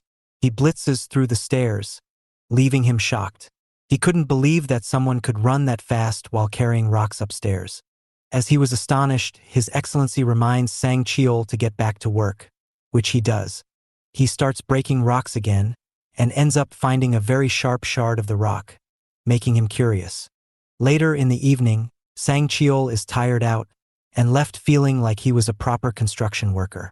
The worst thing was, he wasn't even going to be paid for all this work. Eventually, the work is called off for the day, and everyone is told to return to their platoon room. But as everyone started clocking out, Sang-cheol looked the staffer guy in the eyes to indicate something. Later, at the platoon, everyone was doing the cleanup work before preparing for bed. While they were at it, Sun Jo notices that Sang-cheol wasn't around and asks His Excellency where he was. The guy says he had no idea, which irritates Sun Jo as he assumes that he must be avoiding work. However, in actuality, Sang-cheol was hiding in the work site, sharpening the rock shard he stole from earlier. He was doing so because he can't live in a place like this for any longer. So, he wants to finish it off as quickly as possible. He wants to finish it off that very night. At night, Sang-cheol waits for everyone to fall asleep before getting out of his bed and towards Jang-on with his rock shard. Meanwhile, Jang-on was fast asleep and was caught up in the dream world. In his dreams, Jang-on dreamt of preparing properly cooked meat for Sian-ah. He cooks it for her, but Sian-ah instead opts to feed him. Initially shy, he eventually decides to get fed by her. Just then, Jang-on's dream ends, as he sees Sang-cheol getting ready to stab him with the rock shard. Meanwhile, we see that a rude awakening also happened to Song Sian-ah. She was panicking, as she dreamed of Jang-on getting harmed. But she tries to divert her mind away from it, and gets ready to go to work. However, Sian-ah can't help but wonder what had happened to do Jang-on. He just disappeared one day. She even went to the construction site he used to work at to check if he was there during her lunch break. However, as she was looking for him, a guy told her that he had quit work over a week ago. The guy was also concerned if Jang-on had messed with the bank because he was the one who advised him to open a savings account. But Sian-ah makes sure to clear up that he didn't. But Jang-on quitting work means that he must have left the place as well, which is why it bothers her to think why he came to her so frequently if he only wanted to go away. He even promised to see her again, but he didn't. Her concern for her makes her smile, as she tries to convince herself that she is only concerned for him and nothing else. Despite this, she is sure that something bad must have happened, so she wants to get to the end of it. Meanwhile, at the Daesan welfare facility, Sang-cheol attacks Du Jang-on with the rock shard, but he manages to only slightly avoid it. The rock pierces through the pillow, as Du Jang-on adjusts himself to kick Sang-cheol in the face and create some separation. Sang-cheol immediately tries to go back on the attack, but by now, Jang-on has evacuated the bed. Sang-cheol then gets off the bed and goes on the search for Jang-on. Their scuffle had alerted the other inmates, as they realized that the platoon leader was fighting the new guy. Eventually, Sang-cheol found Jang-on standing in front of him. Jang-on asks Sang-cheol if he was carrying a Paleolithic rock weapon, before correcting himself and saying it is probably a Neolithic one now after sharpening. However, the main question was why Sang-cheol was attacking him. Sang-cheol prepares for battle, as he says that he is here to finish him off for good. Jang-on is taken aback by this, as he didn't know that Sang Cheol knew him. Sang Cheol says that he didn't know him before coming here, but his senior does, and Jang On knows his senior too. Jang On is left confused, so Sang Cheol elaborates that Jang On ambushed his senior and humiliated him, so he is out here to take revenge. Jang On understands that he is referring to Park Gwan-ho, and this makes him laugh. Jang On then mockingly states that the information he received about Jang On isn't fully correct. After all, he was told that Jang On had ambushed them, but they didn't tell him that he ambushed their entire group by himself and crushed them. So, there is nothing Sang Cheol can do on his own by himself. This pisses off Sang Cheol, who wants to teach the cocky Jang On a lesson. He makes a big swing at Jang On, but Jang On sees it coming and avoids the blow. Jang On is glad that his plan worked in agitating Sang Cheol. He knows that when someone is agitated like Sang Cheol, they'll make big moves and that'll grant him an opening. So, Jang On swiftly kicks Sang Cheol and disarms him. Sang Cheol is taken aback by his quick movements, but looking at the fact that Jang On's arms were useless gives him some confidence. Jang On reads Sang Cheol's mind and says that Sang Cheol might be thinking that he stands a chance against Jang On. However, as the saying goes, even a toothless tiger can shred a mere puppy to pieces. This gets on Sang Cheol's nerves again, as he comes forward to attack. Jang On's plan to play mind games succeeds again. As Sang Cheol charges at him, Jang On catches him flush with a knee to the jaw. Jang On subsequently follows it up with a front chest kick, and a kick to the legs to disbalance Sang Cheol. And for the final nail, Jang On hits him with a strong side kick to the face, knocking him down. Sang Cheol is left bamboozled and huffing for breath on the ground. He wondered just how could a guy like Jang On manage to be this quick and this strong despite being injured, and understands why his entire group was defeated by just him. Jang On then tells Sang Cheol that if he promises to never come after Jang On again, he will forgive him and let him live another day. However, Sang Cheol makes it clear that he will no longer be coming at him from now on. Jang On hears this and tells everyone to go back to sleep, as the problem was solved and he apologized for the ruckus. Jang On then praises Sang Cheol for his loyalty though, citing how he came here just for his senior to be a great thing. Sang Cheol tells him that he had no idea that this place was so bad. Jang On agrees, calling this place worse than anything imaginable. Following this, Jang On asks Sang Cheol what he will be doing next, to which Sang Cheol says that he no longer has anything to do. So, he will be leaving this place tomorrow.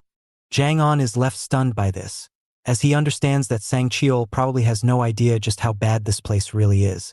The next day, it was business as usual for the inmates of the Daesan welfare facility. They got up, fixed their bed, and went to do cleanup work. Du Jang On and Lee Sun-jo were doing the cleaning, while Sang Cheol just stood there doing nothing.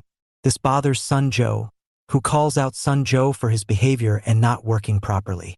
Sang Cheol had no intention of working, and he even intimidated Sun-jo for asking him about it. Sun-jo hides behind Jang On in fear.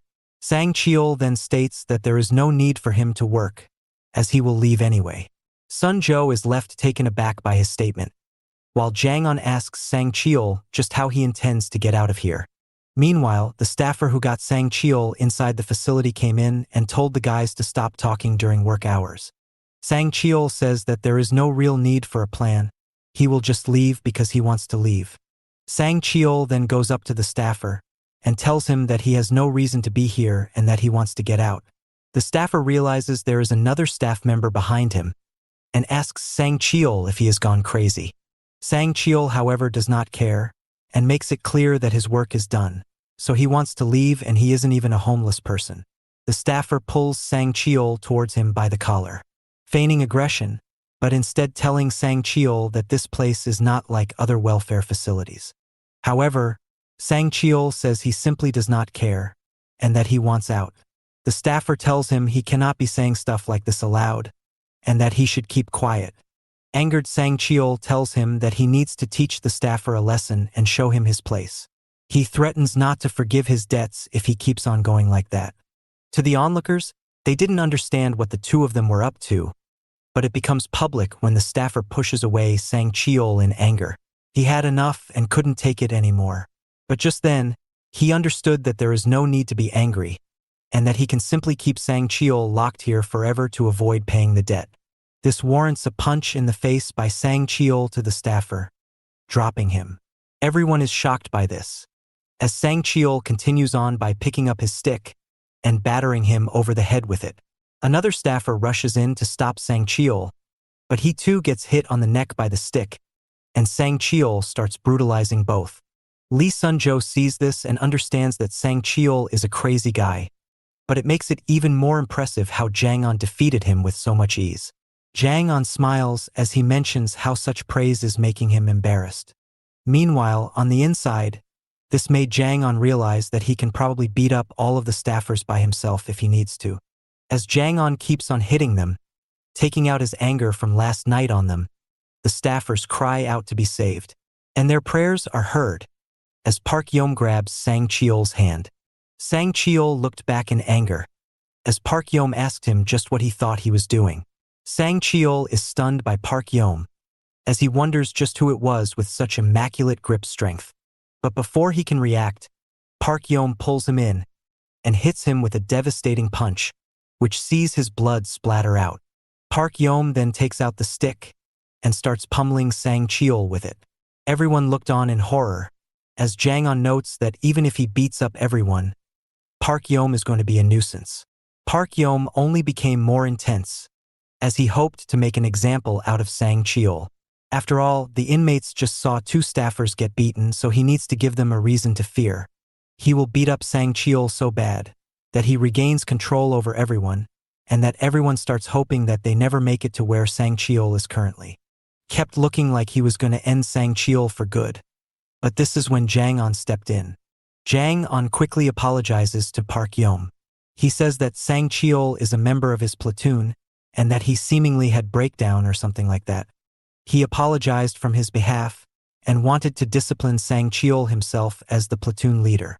This was shocking for Sang Cheol, because he didn't expect Jang-on to act like this. He was behaving differently from usual, and it made him wonder if the armband has changed him into thinking that his worlds are within the shackles of this facility. Park Yeom tells Jang-on to educate Sang Cheol well. He wants him to be fixed, because if Sang Cheol repeats such a thing again, Park Yeom will also punish Jang-on. Following this, he goes over to the staffers and asks them what went wrong. The other staffer says that Sang Cheol suddenly went aggressive and started yelling at the 3rd platoon staff member. He said something about wanting to leave and also suddenly stopped the honorifics and spoke casually to the guy. Scared of getting caught, the staffer indebted to Sang Cheol says that it is his fault for not being able to restrain Sang Cheol and apologizes for the matter. Meanwhile, Jang-on and crew carried a broken-down Sang Cheol. They asked Sang Cheol what he was thinking when he asked a staff member to let him out. Sang Cheol reveals the truth that he was brought into the facility by the staffer, and that the guy is indebted to him. Jang-on gets the point but tells him to be careful from now on. After all, the ruckus he caused has led to others speculating a connection between him and the staff member. Sang Cheol says that this isn't just his headache, as the staffer will also want this to stay hidden to save himself. However, Jang-on has an intuition. He fears that the staffer might be looking to take Sang Cheol's life to cover up the secrets about their connection from everyone. The next day, we see the inmates of the 3rd platoon working on making plastic bottles. Jang-on and Sang Cheol sat side by side, talking whilst working. Jang-on understood that Sang Cheol set up an intricate trap for the staffer to get him indebted to Sang Cheol, and made his way here. However, Jang-on wishes that he instead chose to take Jang-on out instead. Sang Cheol said he intended to do that, but the staffer said it was impossible. That being said, Jang-on still acknowledges the loyalty shown by Sang Cheol to come to a hellish place like this for his senior. Sang Cheol says that he had no idea that this place was like this. Next up, Sang Cheol asks Jang-on about his plans to escape this place, and when he plans to do it. Jang-on states that he will escape once his arms are healed. Sang Cheol asks when his arms will be healed, to which Jang-on says that the doctor said that it will take a month or so. Jang-on confirms with Sun-jo to know that he has been here for 2 weeks, so he just needed to wait for another 2. Sang Cheol asks him how he plans to escape, to which Jang-on says that he doesn't know, but he plans on getting out no matter what. This upsets Sang Cheol, as even Jang On doesn't have a clear-cut vision, and it makes his hopes of getting out bleaker. Jang On asks Sang Cheol if he didn't tell anyone that he will be coming to this place. Sang Cheol says that he did tell Park Won-ho about everything, but he doesn't know if that accounts to anything. The scene shifts to Park Won-ho's base, where he is seen to be livid with the fact that he hasn't heard back from Sang Cheol in ages. The big guy tells Guan-ho that it is possible that Sang Cheol engaged Jang On and lost to him. Guan-ho doesn't care if he lost, neither does he care about anything else. What he thinks is that Sang Cheol should have reported back to him, which he has not. So, he tells all his men to be ready because they were heading to the Daesan Welfare Facility, as that is the place where Sang Cheol went to get Du Jang On. The gang gets in their car and heads to the place. The goons get out, and they don't really like the facility being settled in a remote place. The goons then don't waste any time to get near the gates with baseball bats in hand. The staff members quickly rush in to ask them why they were there. But this angers the gangsters, so they start banging the door with the baseball bat, scaring all the staffers.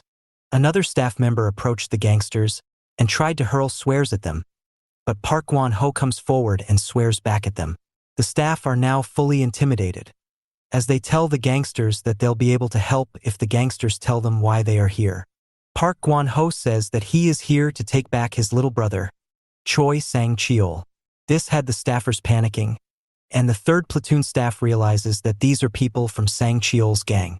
Just then, the vice president, Park Gwang, comes out to check the commotion.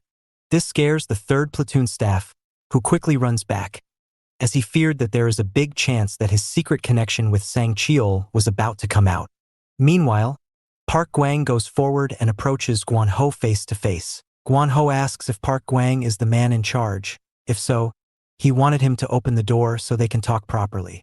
Park Gwang said he can't do that, as only authorized personnel can enter the room. Park Gwang was a bit taken aback by this, and asked him if his brother is really in there. Guan-ho didn't want to hear any of that, as his little brother was inside there.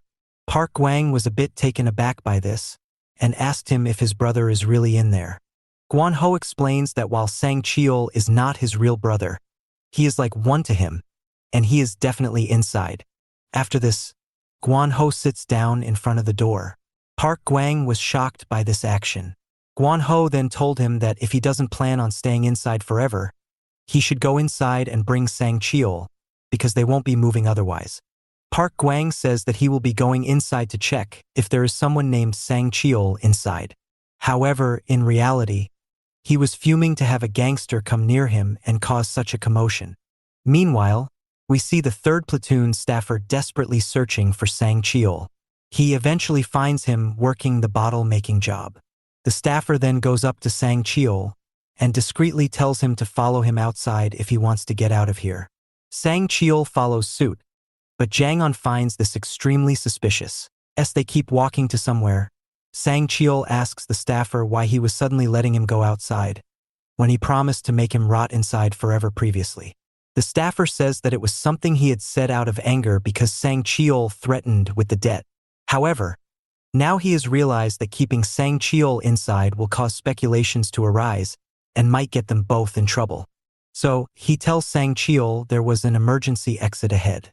The staffer then tells Sang Cheol to go ahead, as he wanted to check on something. Just as Sang Cheol goes ahead though, the guy finds this to be the right opportunity to finish him off by smashing his skull with a brick. However, before he can do so, the staffer is kicked down on the ground by Jang On, who had followed them. Sang Cheol turns around and sees what happened. Jang On points out how he had already warned him about the staffer probably looking to finish him off for good to avoid problems.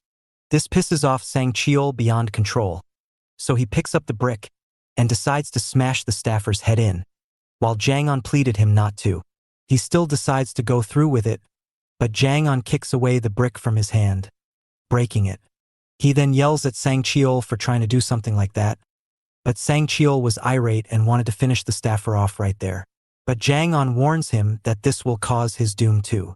This is when the staffer gets back up and asks what was even happening. Jang On drops the honorifics and directly asks him why he was looking to take Sang Cheol's life. The guy gets pissed off by the lack of honorifics from Jang-on. However, Jang-on stood by what he said, and even cussed at him, thinking that there is no reason for someone who just tried to take a life to act so high and mighty. The guy brings out his stick to punish Jang-on, but Jang-on hits him with a knee to the gut and drops him. Jang-on feels he shouldn't be acting like this with the guy who just saved his life. After all, if it weren't for Jang-on, Sang Cheol would have taken his life by now. So, Jang-on asks the guy once again on why he wanted to take his life. The guy reveals that it is because gang members from Sang Cheol's crew have come at the main gate and are causing havoc. They are here to take Sang Cheol back, and this will be troublesome for him. Sang Cheol is happy that his senior is here and is sure that he will be able to leave now. However, the staffer tells him that it won't happen because the vice president simply won't open the door to outsiders. Sang Cheol says that then his gang mates will just break the door open. The staffer asks him if he really thinks that will work, from which an all-out argument breaks out between them. Jang-on was frustrated by their childlike argument and wondered why he even bothered saving Sang Cheol, a guy who tried to take his life previously. Jang-on wonders if this has to do with his moniker of platoon leader, which reminds him of his military days. He concludes that it has to do with the fact that he doesn't want anyone from his platoon to lose their lives again. After this, Jang-on tells the two of them to stop fighting, as with how things currently stand, both of them will be done for. They're confused by what he means, so Jang-on elaborates. He states that the vice president will be pissed when he finds out that the staffer took in a normal guy with exterior motives for his own benefits. Most other jobs would fire him for doing so, but Jang-on doubts that this organization will stop at just that. The staffer has tons of hidden information about the facility, which can get them in trouble if leaked. So, they'll much rather finish off someone like the staffer. He further adds that the vice president must be pissed off from the gangsters coming there. He won't admit Sang Cheol is inside, because him getting out would leak information too. So, instead of hiding him inside, they'll just opt to finish him. This worries the two of them, as they ask if Jang-on has a solution. Jang-on says the only solution he can think of is have the two of them pretend that they don't know each other and continue on. That's what they planned in the first place. However, both of them aren't in agreement with that, as they both tried to take each other's life moments ago. Jang-on intimidates them by saying that if they don't play along, Jang-on will finish both of them off by himself. This causes the two of them to shake hands and a treaty is formed. Seeing them bury their hatchet, Jang-on is happy to have come to a settlement. Next up, he tells Sang Cheol that if his senior really cares for him, then he won't make too much of a scene and stop before taking things too far. The scene then shifts to Park Gwang's office, where he dials up the number and calls someone influential. After some time, Park Gwang comes back to Park Gwan-ho still sitting there. He then informs Gwan-ho and crew that no one named Sang Cheol is inside there. This pisses off Gwan-ho big time. He thinks that is simply not true, as he is sure that Sang Cheol is inside that place. He then tries to threaten Park Gwang, telling him that if he continues to hold a hostage inside there and lie about it, he will call the police on them. The police will come and handle the rest then. This threat was like a joke to Park Gwang, who laughs it off and asks him if he really wants to call the cops. Just then, the police arrive in droves, shocking Park Gwan-ho, who hadn't called them yet. What is even more weird is that instead of regular police officers, detectives came instead. The detective is someone Gwan-ho knew, so he asked the detective why he was there. The detective instead tells Park Gwan-ho to come to the side with him for a little talk. Once alone, the detective tries to tell Gwan-ho to leave, but Gwan-ho says no, because he is sure that there is a member of his gang inside the welfare facility. The detective says that he does understand what Gwan-ho means. He does understand really well. However, there is nothing they can do, as even they can't touch this organization. This is baffling for Gwan-ho, who asks if the director of this welfare facility is someone who is really close with the police chief and hangs out with him regularly. The detective lets him know that the director is indeed acquainted with the police chief, but he also knows someone higher up. After all, they came to this place not because the police chief ordered them to. They came here because someone much more influential told them to. This stuns Gwan-ho as he wonders if the Daesan city mayor or even a local congressman is behind this. All in all, the detective tells him to leave this place without causing trouble. Moreover, if the person he is looking for is really inside there, it's better for them to stop now. Because the more they piss him off, the worse it'll be for the person inside. Taking all situations into account, Guan-ho calls for his guys to retreat. The big guy wasn't sure about the decision, but Guan-ho tells him to go back to the car, where he would explain everything. Guan-ho then goes up to Park Gwang and says that it might have been a misunderstanding on his part, so he apologizes. Park Gwang accepts the apology and then asks Guan-ho what was the full name of the guy he was searching for. Guan-ho was suspicious of him for asking this, so he purposefully lies and says that his name is Park Sang-cheol instead of Choi Sang-cheol. Park Gwang takes this in and greets Guan-ho off. Inside his car, Guan-ho wonders just what they do inside this welfare facility for it to be locked like this, and for them to pull strings from higher-ups. He just hopes nothing bad happened to Sang-cheol. Meanwhile, Park Gwang asks his staff where was the latest recruit assigned to. He learns that they're in the 3rd platoon. So, Park Gwang decides to go and investigate if this new recruit is Park Sang-cheol. Meanwhile, Park Yom was monitoring the other inmates doing construction work. As he was standing there, a staffer came to him and told him that Park Gwang was looking for him. Park Yun meets up with his elder brother, and he finds out about the whole Park Guan-ho situation from him.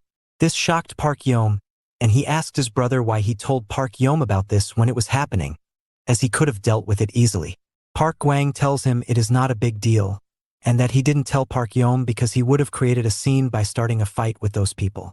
Even so, Park Yom feels like his brother should have told him about this.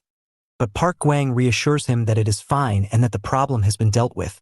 The two brothers then make their way to Do Jang-on's section to do some investigation. The staffer who got beaten up by Sang-cheol attends to them and asks them why they were there. Park Gwang mentions the new inmate and asks the staffer to bring him out. Choi Sang-cheol steps forward. Park Gwang asks him if he is Sang-cheol, to which he says yes. This worries Do Jang-on, as they know Sang-cheol's name now. He wonders if Park Guan-ho had spilled everything to him. However, when asked if his name is Park Sang-cheol, Choi Sang-cheol tells Park Gwang that he is Choi. This made Park Gwang wonder what was up, because he remembers hearing that it was Park Sang-cheol. Despite that, he continues his questioning, asking what Sang-cheol used to do before he got in here. Jang-on was worried that Sang-cheol would end up telling the truth, and was praying for that to happen. Luckily enough, Sang-cheol says that he was a homeless person, just like everyone else in the facility. This makes Jang-on breathe a sigh of relief, as he realizes that Sang-cheol is not as stupid as he had assumed. But this is when Park Yom steps in and points out that Sang-cheol was the one who created a scene by asking the staffer to let him out of the facility. He appeared pretty damn confident while he was talking to the staffer, to the point that it almost looked like the two had agreed upon this beforehand. Not only that, but Park Yom has also heard that Sang-cheol and the staffer are close and are often seen talking together in private. The staffer is made nervous by this, and Park Gwang asks whether there was any truth to Park Yom's suspicion. In the heat of the moment, Sang-cheol smartly bows down and apologizes for having created a scene. He states that he tried to pick on the staffer because he looked like the easiest person to mess with. Park Gwang, curious, asks him if he really only did it because the staffer looked easy. Choi Sang-cheol doubles down and tells the general manager to take a look at the staffer, who, according to him, looked like a total piece of crap. Sang-cheol's description of the staffer can't help but make Park Gwang giggle a bit. He finds it hilarious yet surprising how an inmate has the courage to demean a staffer like that. Sang-cheol once again apologizes, and this was enough for Park Gwang, who subsequently tells them to focus on work before leaving. As the two brothers make their way out, Park Yom asks Park Gwang if he is really okay with letting things slide so easily. Park Gwang tells him that they don't really have grounds to do anything. Moreover, he suggests that the gangsters who came by could have actually misunderstood things, and there might not be any issues after all. He also tells his brother not to dwell on such little things, as these things hold one back from focusing on the bigger picture. Furthermore, if things start going against their will, Park Yom can always carry out one of his cleanup sessions, because even if they don't have any evidence against it, the fact remains that the Sang-cheol matter is making them uncomfortable. Meanwhile, Sang Cheol, Jang On, and the staffer once again meet up in private. The staffer was happy that he still gets to live on for now. On the other hand, Jang On praises Sang Cheol's smartness, saying he expected him to do worse, but he actually handled the situation quite well. Sang Cheol is glad things went well, but mentions that he doesn't want to stay here, stuck forever. The staffer then mentions that there is a way to get out of here safely. He talks about the reformer system, which allows a reformed inmate to leave the welfare facility and join the outside world again. Jang On recalls such a system existing as well and confirms it to Sang Cheol. The staffer then promises to Sang Cheol that he will do his best to get him out using the reformer system. The scene then changes to the Yoan hostel, where Jang On used to live. Song Seon arrives at the place, but she wonders why she is wasting a precious weekend coming to a place like this. Not only that, but she also feels guilty for having snuck into the main office and scrutinized Jang On's bank documents to get his address. Anyway, she looked around to see that the place was quite run down, and thought about how it must have been hard for Jang On to live in such a place. This is when the landlady shows up and asks Seon if she has business here. If so, she should talk to her because she is the owner of the place. Seon asks her if someone named Jang On lives there. The lady asks Seon if she is his lover, which makes her blush. However, Seon understands that if she says that she is not Jang On's lover, the lady will probably not tell her about him. So, Seon lies about being Jang On's girlfriend. The lady is surprised by this. She mentions how Jang On always talks about being busy at work, yet he has a cute girlfriend on the side. The lady then asks him why she was there. Seon mentions how it has been 15 days since he left, citing some work, and has not contacted her. The lady says that Jang On told her the same thing, but has not reached back. However, she finds it strange that he has not contacted his lover. The lady then adds that Jang On's belongings were still inside his room, and he has also paid the month's rent, so she does not think that he has run away. Seon asks the lady if he told her where he was going. This makes the lady recall the day Jang On left. He suddenly came in and informed her that he had quit his job. She asked him what he intended to do now, to which Jang On reassured her by telling her that he had something else to do. He then told her how he had some work to attend to and that he would be back by tomorrow at the latest. The lady also told him to come back soon, because without him, it would be hard to handle all the drunkards living in the hostel.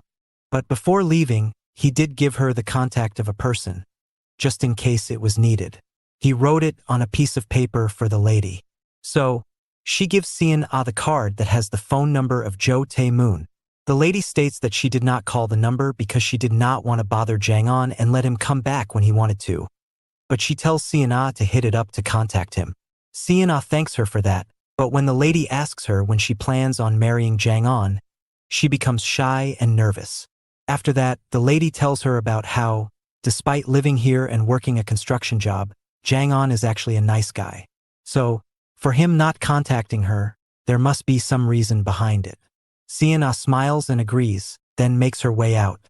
As she walks, Seon wonders if it is really okay to call this number, or was doing too much for no reason.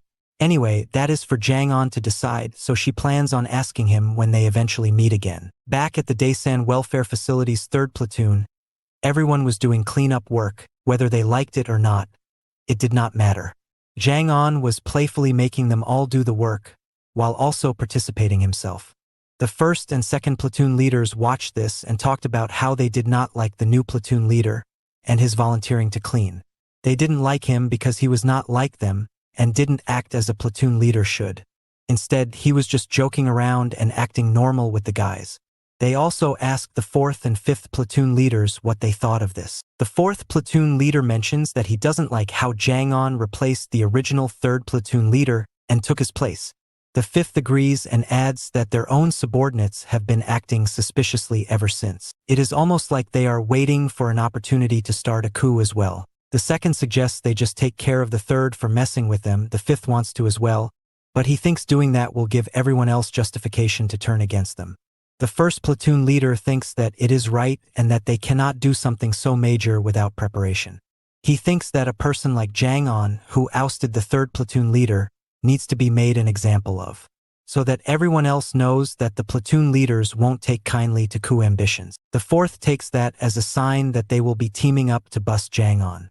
But the fifth platoon leader mentions how Jang On is a formidable foe, who is not to be taken lightly. The first leader knows that, but he doubts that even someone as strong as Jang On would be able to fight off a group of people by himself. They were already 4 guys themselves, and if they were able to gather a few more kids from their platoons, they would have the numbers advantage. The fourth leader asks them what the plan should be. Do they just charge directly at the third platoon? The first turns that down because it does not make sense. Instead, he suggests they tell Jang On to come out by himself. The others don't think it would go so easily, but the first insinuates that he has a bait in mind. After the day's work was over, Jang On lay down on his bed, thinking about how another day had passed by inside the hell that is the Daesan welfare facility. He wonders if his arms have healed since then, but there is no way to tell, as they are always bandaged up. Jang On then thinks about how he wants to get out of this place. With each passing day, he misses Song Si and Ah even more.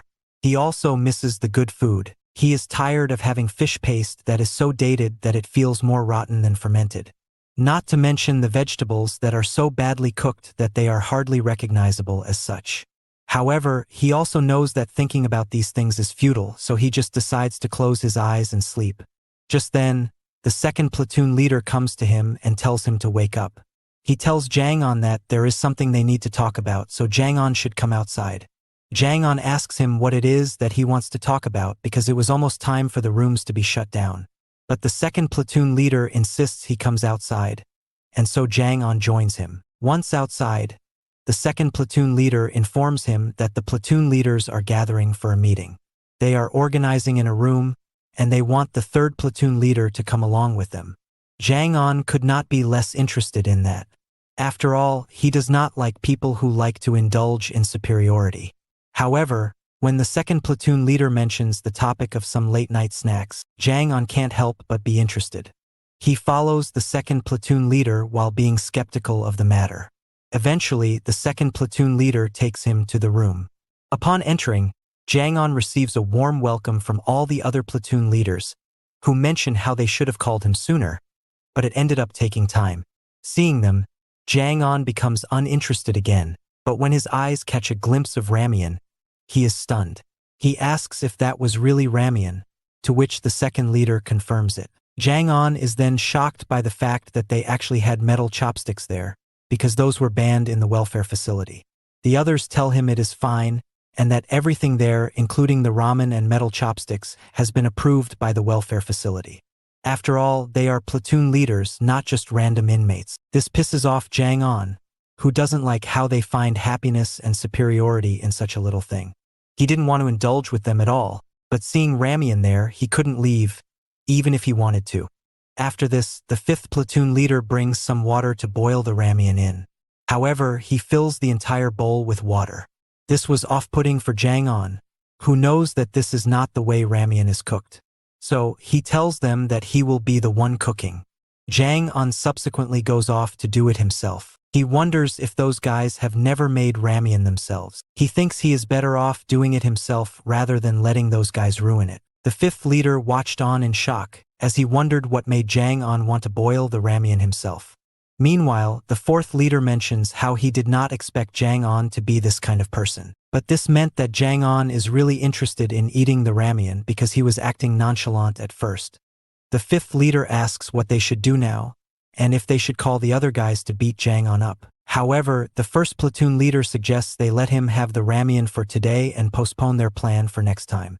After all, the guy stepped up to cook it himself. He states how Jang On might be acting casual, but he is probably still on high alert from the inside. His expression when he first came in was enough to tell how Jang On did not think highly of them. So, the first leader thinks they are better off gaining Jang On's trust by letting him eat Ramian today. The second leader asks if they should focus on preparing the other guys for the proper beatdown later, to which the first leader says yes. He plans on teaching Jang On a lesson and setting an example on what would happen to people who cross the line. Meanwhile, Jang On focuses on cooking Ramian.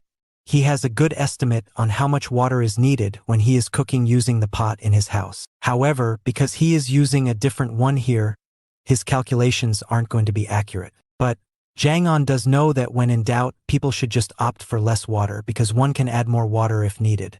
However, if they add extra water from the beginning, there is no coming back. Jang On's seriousness while cooking ramen was coming off quite weird to others. He was also adding the seasoning before the water had even boiled. But Jang On was doing this for a reason. Even though there are rumors that adding seasoning first makes the water boil faster, that is up for debate. The real reason why he does it is that when the steam from the water gets up, it ends up causing moisture, which makes the seasoning powder stick to the packet. Jang On drops the noodles on the water. He does not break it, although he thinks that if someone wants to break the noodles, that is fine too. He is also not much of a stirring guy, he just lets the noodles do its magic. After that, he takes off the noodles from the stove while it is still a bit undercooked. Why? Because the pot still remains hot even when it is off the stove. That heat will slowly cook the ramen to perfection. Jang On makes all the platoon leaders wait until he thinks the food is cooked properly. And once he thinks it is time to go, he tells everyone to eat it right away. Everyone was a bit skeptical at first, but when they tried to talk to ramen, they understood how good his ramen was. The fifth leader mentions how Jang On did a good job managing the water, while the fourth praises him for just being a good cook. Jang On himself tries the ramen, and he can't help but be mesmerized by how good it tasted. It made him wonder if ramen had always tasted so good, or if this was thanks to him having it after ages. The five of them end up finishing the pot of ramen in no time. After that, the second platoon leader commends Jang On for being so good at making ramen, something everyone else agrees with. Jang On tells them that he could have done an even better job if only he had gotten some green onions and eggs to add to it. This is when the first platoon leader tells him that he can try and get those ingredients for Jang On next time. This kind of surprises Jang On, but the first platoon leader suggests they strengthen their bond as platoon leaders. Honestly, Jang On had no interest in being friends with people like them. However, because Jang On really wants to have ramen again, he shakes hands with them and forms a pact. Later, as the first and second platoon leader walk together, the second asked the first how he intended to get all those items next time. This kind of confuses the first leader, so the second elaborates that he was referring to what the first said earlier. The first platoon leader explains that there is no need for him to get such items. He said it so that Jang On stays interested and comes back again. When he eventually comes back though, they won't be giving him eggs and green onions though. They will instead give him a beatdown using all their lackeys. Meanwhile, Jang On goes to sleep feeling well as he did eat well after a long time. He falls asleep immediately while thinking about ramen and whether or not he would really get to eat it again. As he dozes off, he suddenly hears someone's voice calling out to him in his dreams. Jang On goes after that voice, trying to find out who it belongs to. He soon understands that it was Song Seon Ah's voice, and she was telling him that she was going to see him soon. Sure enough, in real life, Seon Ah was actually taking a bus to go to Daesan City, following the address that was written on the paper alongside Jo Tae-moon's number. Upon arriving, Seon Ah is a bit overwhelmed by how Daesan is. It being her first time, there didn't make things any easier. She wondered how she would get to the address written on the paper, but with some hassle, she ended up finding the place. She stood outside of the office room, breathing a sigh of relief for having finally arrived at her destination. Just then, Jo Tae-moon and his secretary arrived there as well, and they ask Seon Ah who she was and why she was there. Seon Ah tells them that she came to them to talk about Jang On, which interested Tae-moon. They go inside the office room where they talk over tea. Tae-moon asks her if he should refer to as sister-in-law. Seon Ah tells him not to, because she and Jang On aren't married yet. However, Tae-moon sees this as a positive, because she said they aren't married yet, which means that they do plan on getting married eventually. So that does make her his sister-in-law. Seon Ah blushes but doesn't deny it, because it is beneficial for her at the moment. After that, he asks her how she got to know of this place. Seon Ah tells him how Jang On left the address and contact to this place with the landlady of his hostel. Seon Ah got the contact from her. Tae-moon then asks her why she is paying a visit and if Jang On sent her here. This is when Seon Ah reveals that Jang On hasn't returned home after leaving some 15 days ago. This stunned Jo Tae-moon, who couldn't believe it. After all, Jang On said that he would head straight home after the work was finished. Sienna asks him why Jang-on came here to begin with. Tae-moon informs her about how Jang-on came to help him do a job, because he is a man who has a lot of networks. Sienna then asks her if Jang-on faced any issues while working for him. Tae-moon reluctantly replies and tells Sienna about Jang-on's arm breaking. This worries Sienna, who asks Tae-moon if something serious has happened. Tae-moon fears that she would get scared if he reveals the severity of the matter, so he tells her it was a minor injury. Still, Sienna worried where Jang-on might have gone with an injured arm. Tae-moon intervenes and tells her not to worry. He promises to search for Jang-on and find out where he is. Tae-moon thinks he is the right person for this because he knows Dae-san well. This relieves Sienna somewhat and she tells him to go ahead. Tae-moon then asks his secretary to drop Sienna back off to her house. Sienna tells him that he doesn't need to, and that she can take a bus ride back home. However, Tae-moon insists that he helps her, because he owes a lot to Jang-on, so he can do as much as take care of her. Sienna gives in and agrees but wonders if Jang-on will think of her as a strange person when he finds out that she lied about being his fiancée. Meanwhile, Tae-moon whispers to his driver to drop her off and then pay a visit to Tae-moon's hostel. There, he wants him to talk to the landlady and find out if Jang-on really left his contact with her, and if that lady was the one who passed it on to Sienna. Furthermore, he wants him to confirm if Jang-on has really not gone home since that day. After that, the driver takes Sienna back to her place, while Tae-moon stood there, confused as to what was even happening. The next day at the Daesan welfare facility, Jang-on was doing the regular cleanup work, but he had the biggest smile on his face. He was still thinking about ramen from the night before, and how it tasted fantastic. Sun-jae notices Jang-on's jolly mood and asks him if something great had happened to him. Jang-on smiles and simply replies that he is enjoying the sunshine. However, his smile is substituted with a look of dread come time for lunch. Why? Because the crappy canteen food felt even worse than normal because the taste of good food was still on his palate. It was a drag, but Jang-on somehow made it through. While he was getting out of the canteen, the other platoon leaders greeted Jang-on warmly and told him that they'll be seeing each other again soon. Jang-on responds warmly too. Sun-jae asks Jang-on if he has developed a friendly relationship with the platoon leaders, to which Jang-on told him that they've decided that all platoon leaders should get along better.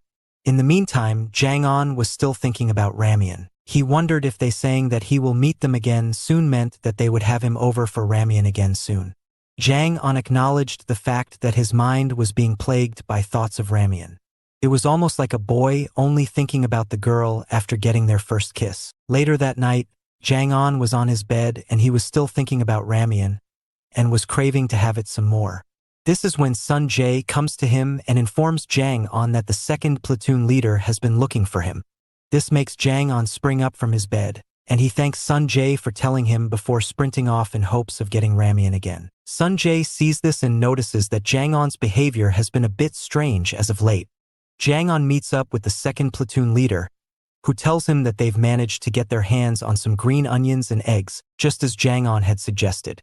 Hearing this, Jang-on imagines just how great that ramen would be, and he follows the second platoon leader to the room with spring in his steps. However, when he enters the room, all he sees were the other platoon leaders and an empty bowl. There was no ramen packet or anything of that sort. Naturally, Jang-on asks them where the stuff was, but they assured him that it was being brought soon. Jang-on was happy with that. Suddenly though, a bunch of guys had arrived and they looked pissed off. Confused, Jang-on asked the platoon leaders what was going on. This was when they joked about how those guys had supposedly brought the ramen packets with them. Seeing them warm up pretty much alerted Jang on what they were intending to do, and it disappointed him tremendously. Jang-on turned around and confronted the platoon leaders, asking them if they held a grudge against him. The platoon leaders tell him that it is not exactly a grudge, rather a punishment for Jang-on's crime. Jang-on's crime being his insolence to attack the previous third platoon leader and usurp his position. This was all sounding ridiculous to Jang-on, who thought they were making it sound like he had taken someone else's royal crown or something. The platoon leaders tell him how much of a problem he has caused for everyone by doing what he did. But Jang-on thinks they shouldn't act like this when they're all basically caged birds. Angered, the platoon leaders tell the guys to attack Jang-on. However, Jang-on was more than ready. For him, those guys were his ramen packets, and he was ready to break them well today. The first guy runs in with intent, but Jang-on simply knocks him out with a roundhouse kick to the head. Jang-on claims him as the first packet done breaking. As everyone else is shocked, Jang-on takes advantage of it by hitting the next guy with a wicked knee strike to the face, taking him out instantaneously. He claims that one as his second. Just then, one of them tries to take him out by attacking from behind, but, being a military officer in the past, Jang-on spots him and takes him out with a strange horse kick to the head, making him see the lights. That was Jang-on's third packet. Now he stared down the fourth guy who was too scared to make a move.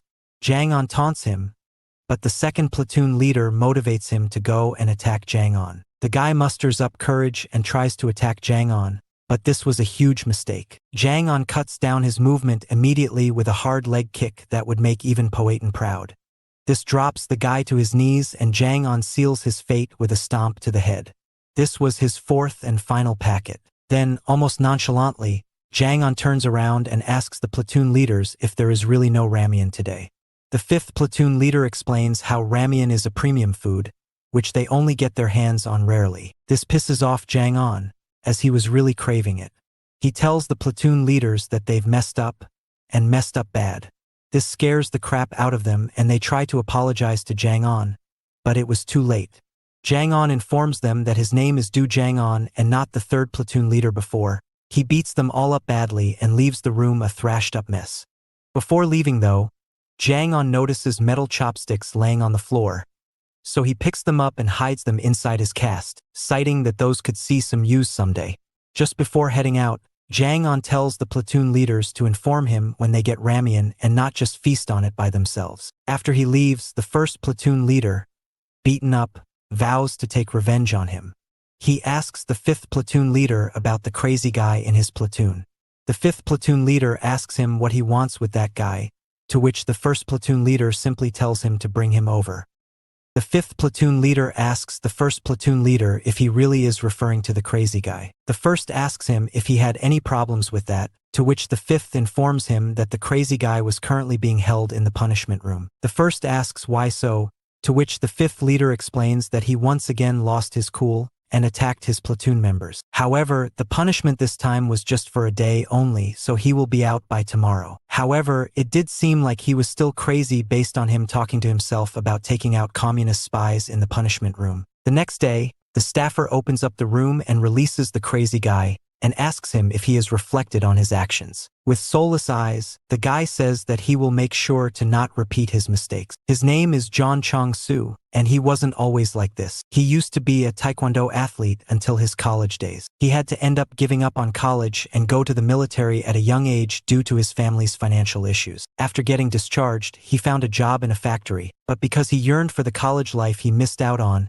he would often hang out near the college area in Seoul. So, he started hanging out near colleges despite not even being a student. A few college students, who were delinquents, found out about this and assumed Chong-soo was a fraud. However, they didn't have the guts to approach him directly about it. That's due to the fact that Chong-soo had a tremendous physique thanks to his taekwondo days and working out. Moreover, one of the delinquents also saw Chong-soo get into a fight with a few drunkards, and understood that he wasn't one to be messed with. So they bided their time until they finally cooked up a plan. They approached Chong-soo one day and offered him to join them for his drinks. They pretended like Chong-soo was a student of their university and invited him to hang out. In most circumstances, a guy like Chong-soo would have found this suspicious. However, because of his yearning for college life and because these guys thought of him as a student, he joined them. They hung out and talked before Chong-soo was made to drink something which ended up knocking him out. The next time Chong-soo woke up, he was tied to a chair and blindfolded. Chong-soo was confused by this, but the three guys confronted him and asked him why he had lied. They mentioned that they checked up if anyone by the name of John Chong-soo went to their university, and nothing came up. So why did he lie then? The guy who saw him fight also mentioned that he saw him fight, and it didn't look like he was a normal guy. He speculates that he might have either been in the army, or he must be a security guard. Chong-soo admits to having been in the military for mandatory service, but denies being a security guard. He also states that he was not a fraud, despite them labeling him that. However, by now, the guys had made up their minds. They were going to beat him up until they got a confession. What continued was hours of ruthless physical torture, as they made a mess of his body using wooden planks. However, Chang-Su still kept on saying that he wasn't a fraud. This angered the leader of the trio, who thought Chang-Su was quite resilient for a fraud. So, he poured boiling hot water over his face, as he mentioned that he didn't like the name John either. He then instructs one of his friends to use the weapon he had in hand to smash Chang-Su's head open. Chang-Su pleaded for mercy, but the guy ended up hitting him on the head, the result of which was horrifying to say the least. It was so bad that the guys themselves got scared, and thought of throwing Chang-Su away before someone found them. But as they untied him from the chair, they realized that he was still, in fact, alive. This seriously annoyed the leader, but he wasn't given much time to react as Chang-Su kicked him flush on the face, dropping him. The second guy tried to act from behind, but Chang-Su kicked him down as well. The same happened to the third guy too, who fell to a flying kick to the face. The leader got back up, broken nose and all. He tried to plead Chang-Su into listening to him. However, Chang-Su didn't want to, because they didn't listen to him. By now, the toll of the torture, along with the severe blows to the head he took, had gotten to Chang-Su's head. He lost his sanity. He picked up the wooden stick and told them that it was unlikely that students would be able to torture the way they tortured him. He labeled them as North Korean communist spies before attacking them. That day, he took the lives of all 3 men, smashing their heads apart with the weapon. Having taken the lives of 3 men further messed his head up. No longer having any semblance of sanity, he wandered the streets, trying to justify his actions by making himself believe they were North Korean spies. One day, he was picked up by the Daesan welfare facility,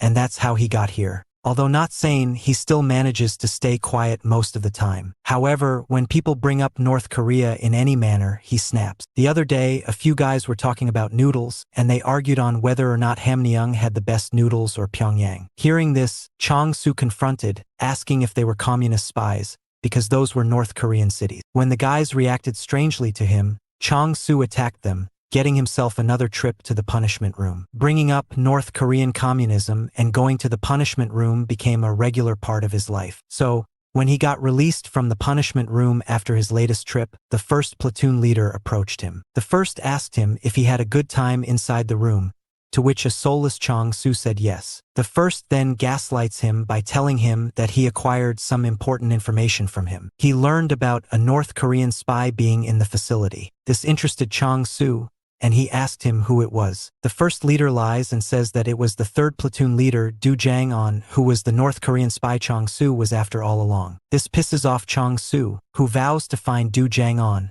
and finish him off once and for all. Meanwhile, manager Kim reports to Jo Tae-moon about Do Jang-on. He says that he visited the hospital, the old landlord woman, and everywhere he needed to, and it turns out that Song Seon-ah wasn't lying after all. Jo Tae-moon thanked him for the hard work, but he was distressed by the fact that Do Jang-on had really gone missing. He wondered what had happened, and if he was targeted by some enemy. Was it Park Gwon-ho and his people? Highly unlikely, considering Park Gwon-ho himself was looking for Do Jang-on as well. Then could someone have attacked him knowing that Tae-moon had given him a hefty sum of money as payment? That's unlikely too, because the money was directly transferred to Jang-on's bank account, and no cash was involved. Jang-on also didn't have his checkbook with him, so even if he was caught by someone, they wouldn't be able to get anything out of him. It was really unclear as to what could have happened, but what mattered was that Jang-on had disappeared. Tae-moon wondered if he should go out himself and try to look for the guy because it was strange for him to come help him and then disappear like that. This is when he gets the idea to talk with Park Gwon-ho because he might have some lead on it,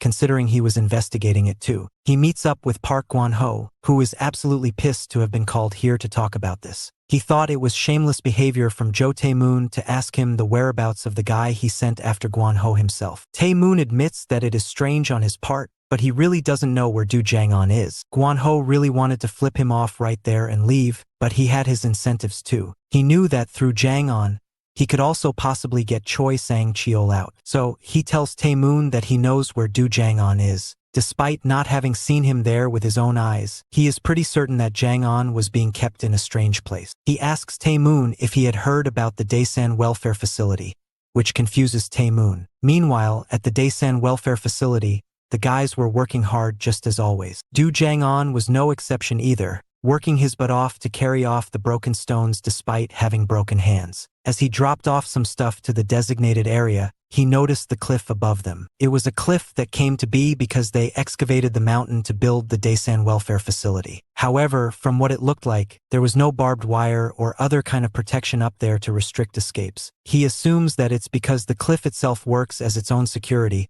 but he still found it quite interesting that he could just climb up from there and escape. As he stared at the top, others wondered what he was even doing. One of them says that it was pretty clear that he was looking at the cliff, wanting to escape. After all, anyone who has worked in this grueling environment has at least once thought of escaping by climbing up the cliff. This makes the other laugh, as he notes that even if Jang-on had perfectly functioning hands, he wouldn't be able to climb it. That being said, he notes that breaking stones like this is hard. However, his partner argues that it has gotten easier lately. That is all thanks to them getting a new platoon leader, who isn't strict. The former platoon leader would also beat them up with his lackeys, so they are free from that. He also points out that the staffer in charge of their platoon has become more lenient too. Usually, the guy would chew them out for taking breaks, but now he turns a blind eye to it. Meanwhile, the staffer himself was observing Choi Sang-cheol, who was still disappointed that he was being subjected to labor at this place. He thought that things would just be better if he could somehow finish off Choi Sang-cheol for good. However, when he thinks of doing that,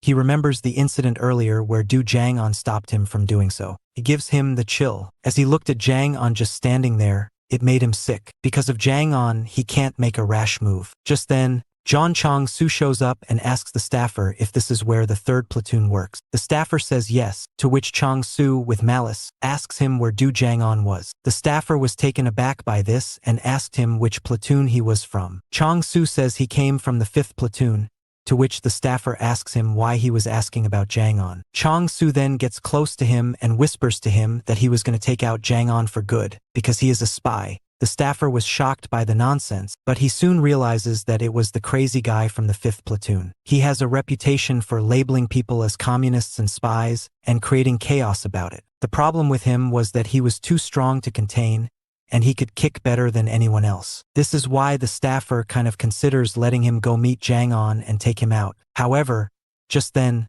the 5th platoon staffer steps in and yells at John Chong-soo for walking out of duty. Not only that, but he was breaking rules just after coming out of the punishment room. Seeing the stick in the staffer's hand triggers Chong-soo's PTSD, so he immediately submits and apologizes for his mistakes. The 5th platoon staff then asks the 3rd platoon why he was listening to the crazy guy when the rule is to send over the guys back to their platoons. The 3rd platoon staff says he just wanted to give what he had to say a listen. The 5th platoon's staffer assumes that it must have been the same old spy crap. After that, Chong-soo gets up and leaves, while Jang-on comes to check on the staffer. He asks the staffer if anything was wrong, to which he says nothing and suggests Jang-on goes back to work. Jang-on obliges but tells him to inform Jang-on if anything goes wrong. He agreed, but Jang-on's attitude pissed off the staffer even more. It makes him consider if he should tip off Chong-soo and make him break Jang-on's hands again. But just then, he gets a different idea. He wonders if he should tell Chong-soo that the spy is someone else, that someone else being Choi Sang-cheol. Meanwhile, after learning about the Daesan welfare facility,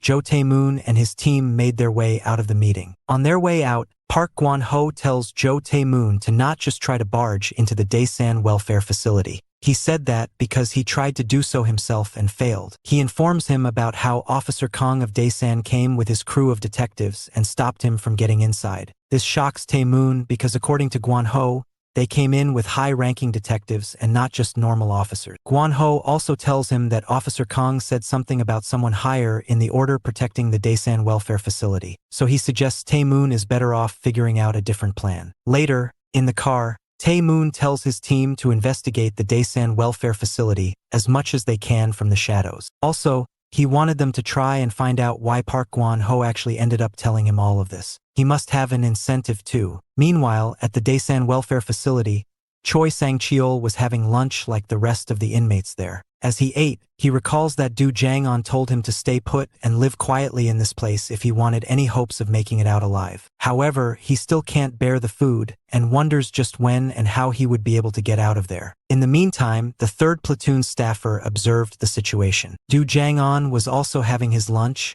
and he had somewhat gotten accustomed to it. He still didn't like it, but he knew that he needed to eat this if he wanted to heal his hands quickly. Meanwhile, John Chong-su watched Du Jang-on enthusiastically eating the crappy food, and it weirded him out, because only spies are able to eat such food without making a face. He assumes that Du Jang-on is indeed a spy after all. Just then, the 3rd platoon's staff comes near John Chong-su and draws his attention. He tells the guy to look forward and act natural. He then adds that he also knew that there was a North Korean spy in his platoon. This angered Chong-su, and he asked the staffer who the spy was. The staffer was genuinely surprised that Chong-su was really as susceptible as he looked. It did provide him an opportunity to get his job done while keeping his hands clean though. So, the staff member tells Chong-su to finish his meal quickly and meet him outside to learn the real identity of the spy. A few moments later, Choi Sang-cheol gets out of the toilet, only to be met by a pissed-off Chong-su, who asks him if he was Sang-cheol. He replies by saying yes. This prompts Chong-su to attack him right away,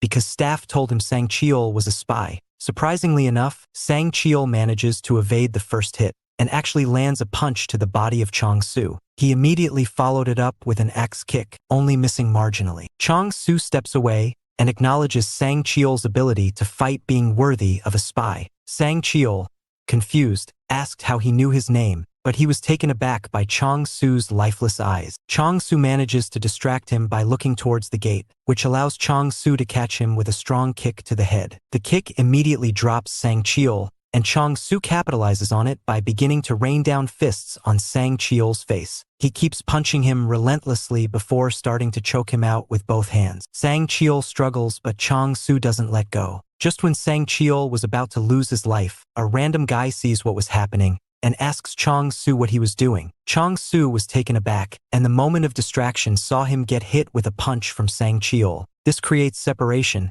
and allows Sang-cheol to make a run for his life. Chong-su follows along, giving him chase. Meanwhile, Du Jang-on, who happened to be walking around there, notices Sang-cheol's battered face and asks him who hit him. Sang-cheol tells him that he got hit by the crazy guy chasing him. Du Jang-on steps forward, and from one look at Chong-su, he could tell that he was dangerous. Chong-su asks Jang-on who he is. Jang-on tells him that he is the 3rd platoon leader, and that the guy he is giving chase happens to be a member of his platoon. Taken aback, Chong-su asks him if his name is Du Jang-on. In reply, Jang-on says yes and asks if he is really that famous. This brings a smirk to Chong-su's face. He thinks Jang-on must also be a communist spy, because he was protecting Sang-cheol. So, he goes to take him out as well with a roundhouse kick. Du Jang-on avoids the kick, but he is genuinely shocked by how quick the kick came at him. Chong-su doesn't give him any time to recuperate and kicks him again. Jang-on evades, but it leaves him open, allowing Chong-su to target his next kick to Jang-on's plastered hand. Jang-on barely manages to move his hand out of the way and brushes off the kick. Meanwhile, the staffer watches this from behind. He wonders why Chong-su was fighting Jang-on instead of Sang-cheol. However, he thinks it won't be a bad thing for him if Chong-su manages to take out Jang-on too. In the meantime, Jang-on understood that this guy's kicks weren't like others, and that he was probably trained in Taekwondo. With that in mind, he decides to show a bit of his own kicking game, and goes for some kicks. However, Chong-su easily dodges them, and attacks Jang-on's throat, pushing him back. Jang-on was overwhelmed. He knew that he had to fight in close quarters against a Taekwondo fighter, but his arms wouldn't allow him to fight up close. Just then, Chong-su charges in with kicks again, forcing Jang-on to evade, as he understands that Chong-su is specifically trying to attack his broken hands. Jang-on couldn't help but feel that Chong-su was unlike anyone he has ever fought before. It made him wonder why such a guy was even caught up in a place like this. However, as he hears him ramble about communists and spies, he understands that Chong-su must be mentally ill. So, Jang-on takes advantage of this and starts asking him questions. He asks him why he thinks Jang-on is a spy. Chong-su says that Jang-on tried to protect the other spy, so he must be a North Korean communist spy too. Jang-on asks him who told him that. This scares the staffer, who knows that if his name is exposed, he will be in big trouble. However, Chong-su couldn't remember who had told him no matter how much he tried. This was seemingly a side effect of his mental problems because he forgets things quite easily. Normally, crazy people like him get their ramblings ignored. So, when someone actually pays attention to them and asks questions, they get interested. However, they begin to show aggression if they are probed. So, Jang On purposefully triggers him by saying that he must have imagined someone telling him about the spies. Angered, Chong-su attacks him, but Jang On knows that it's easier to control people when they are enraged, so he kicks him flush in the face, which sends him back. Still pissed off, Chong-su attacks Jang On, but his attacks are no longer technical, a bit wayward if anything. Now that it was no longer a taekwondo fight, Jang On knees Chong-su in the ribs, shaking him up, before kicking him on the head and knocking him down. Despite being defeated, Chong-su kept talking about how it's obvious that a fighter of Jang On's caliber must be a trained northern spy. Jang On gets close to him and tells him that he is a trained soldier, yes, but he is not from the north. In fact, he was in the South Korean military, and he had infiltrated the north as a spy. This shocks Chong-su. Jang On further goes on and brags about taking down an entire North Korean platoon by himself. This genuinely impressed Chong-su. After that, Jang On clarifies that neither him nor Sang Cheol are spies and takes his leave. However, Chong-su tells Jang On that he admires him and that he wanted to follow him around. Jang On was taken aback, but he accepted. Later, as Sang Cheol hid himself inside the platoon room, Jang On approaches him, scaring him momentarily. Jang On elaborates that he managed to convince Chong-su that he was not a spy and cleared up the misunderstanding. Sang Cheol didn't want to brush it off as a mere misunderstanding and calls Chong-su a crazy person for trying to take his life. Jang On agrees that it is hard to digest, so he brought Chong-su along to apologize in person. Sang Cheol is taken aback at first, but Chong-su apologizes to him and admits that he misunderstood. Sang Cheol says he went too far there, but Jang On informs him that Chong-su was told by someone that Sang Cheol was a spy, but he can't remember who said it. Still, Sang Cheol finds it hard to believe that he went that far because of someone who he can't even remember. Jang On understands Sang Cheol, but whispers to him to play along because Chong-su was really mentally ill. Sang Cheol drops the grudge as a result, and Chong-su says that no one who is an acquaintance of Commander Jang On can be a spy. Sang Cheol is weirded out by the commander tag, but Jang On covers it up and says that Chong-su has started to follow him around as an idol for some reason. He really is mentally ill. The next day, during lunch, the other platoon leaders sat together for a meeting. They couldn't believe why Chong-su was suddenly friends with Jang On when he was supposed to be the one to take him out. This really worried the first platoon leader in particular, who didn't know what to do next. Meanwhile, the staffer was relieved to know that Chong-su had forgotten that it was him who tipped him off. However, he was still disappointed that his plan hadn't worked out. He wondered just what he could do to get rid of those guys forever.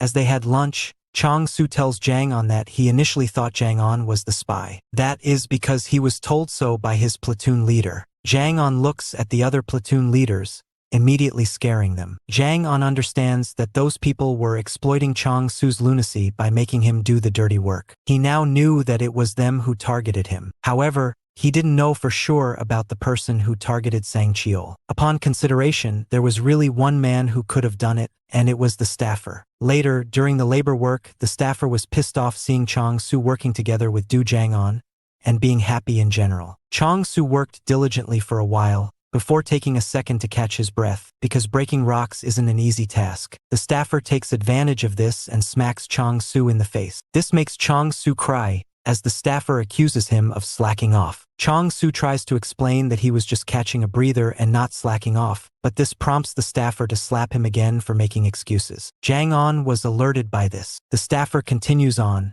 saying that he started slacking off because he went easy on them and brought out his stick. He then starts assaulting Chong-su with it mercilessly. Jang On steps in and tells the staffer to talk it out. He reminds him how he told the staffer to talk it out if anything happens. The staffer tells him that he only made the deal in regards to Choi Sang Cheol, and that he won't be touching him. However, he never promised that he would keep his hands off the other guys. Besides, he doesn't fear Jang On. If he wants to go ahead and report the matter about Sang Cheol and him to the office, then it would also get Sang Cheol in trouble. So, he tells Jang On to not act so brave just because he is a platoon leader. Jang On decides to step aside because of this, which allows the staffer to continue his assault. He resumes beating up Chong-su, and it makes everyone cringe from the brutality. Unable to handle it, Jang On decides to confront the staffer physically, but he is stopped by His Excellency, who tells him not to mess with them now. After a while, Chong-su squirms in pain and apologizes, finally making the staffer stop. He jokes about how people like Chong-su won't get in line unless they are beaten,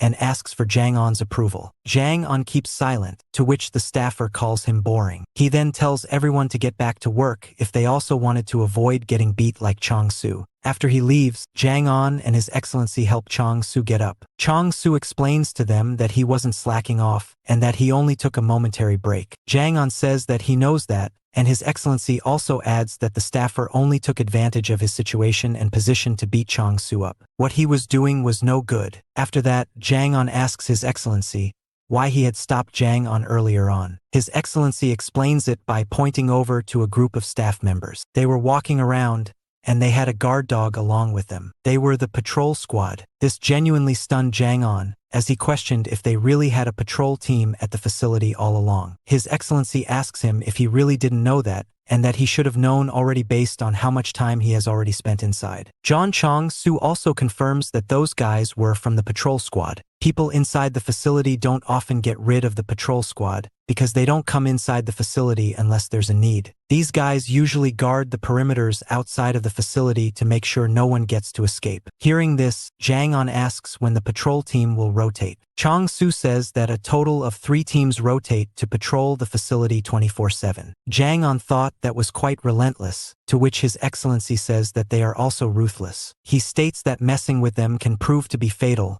as they hold nothing back and beat people up when they want to.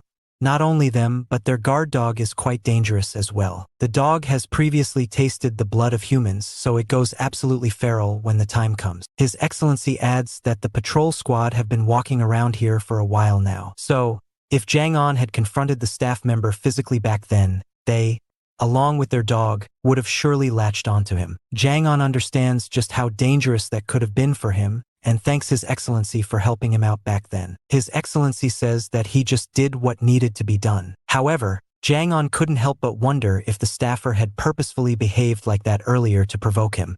He probably did so knowing the patrol team was around. If it was intentional, then that was even more reason for Jang On to prepare himself to escape before things get ugly.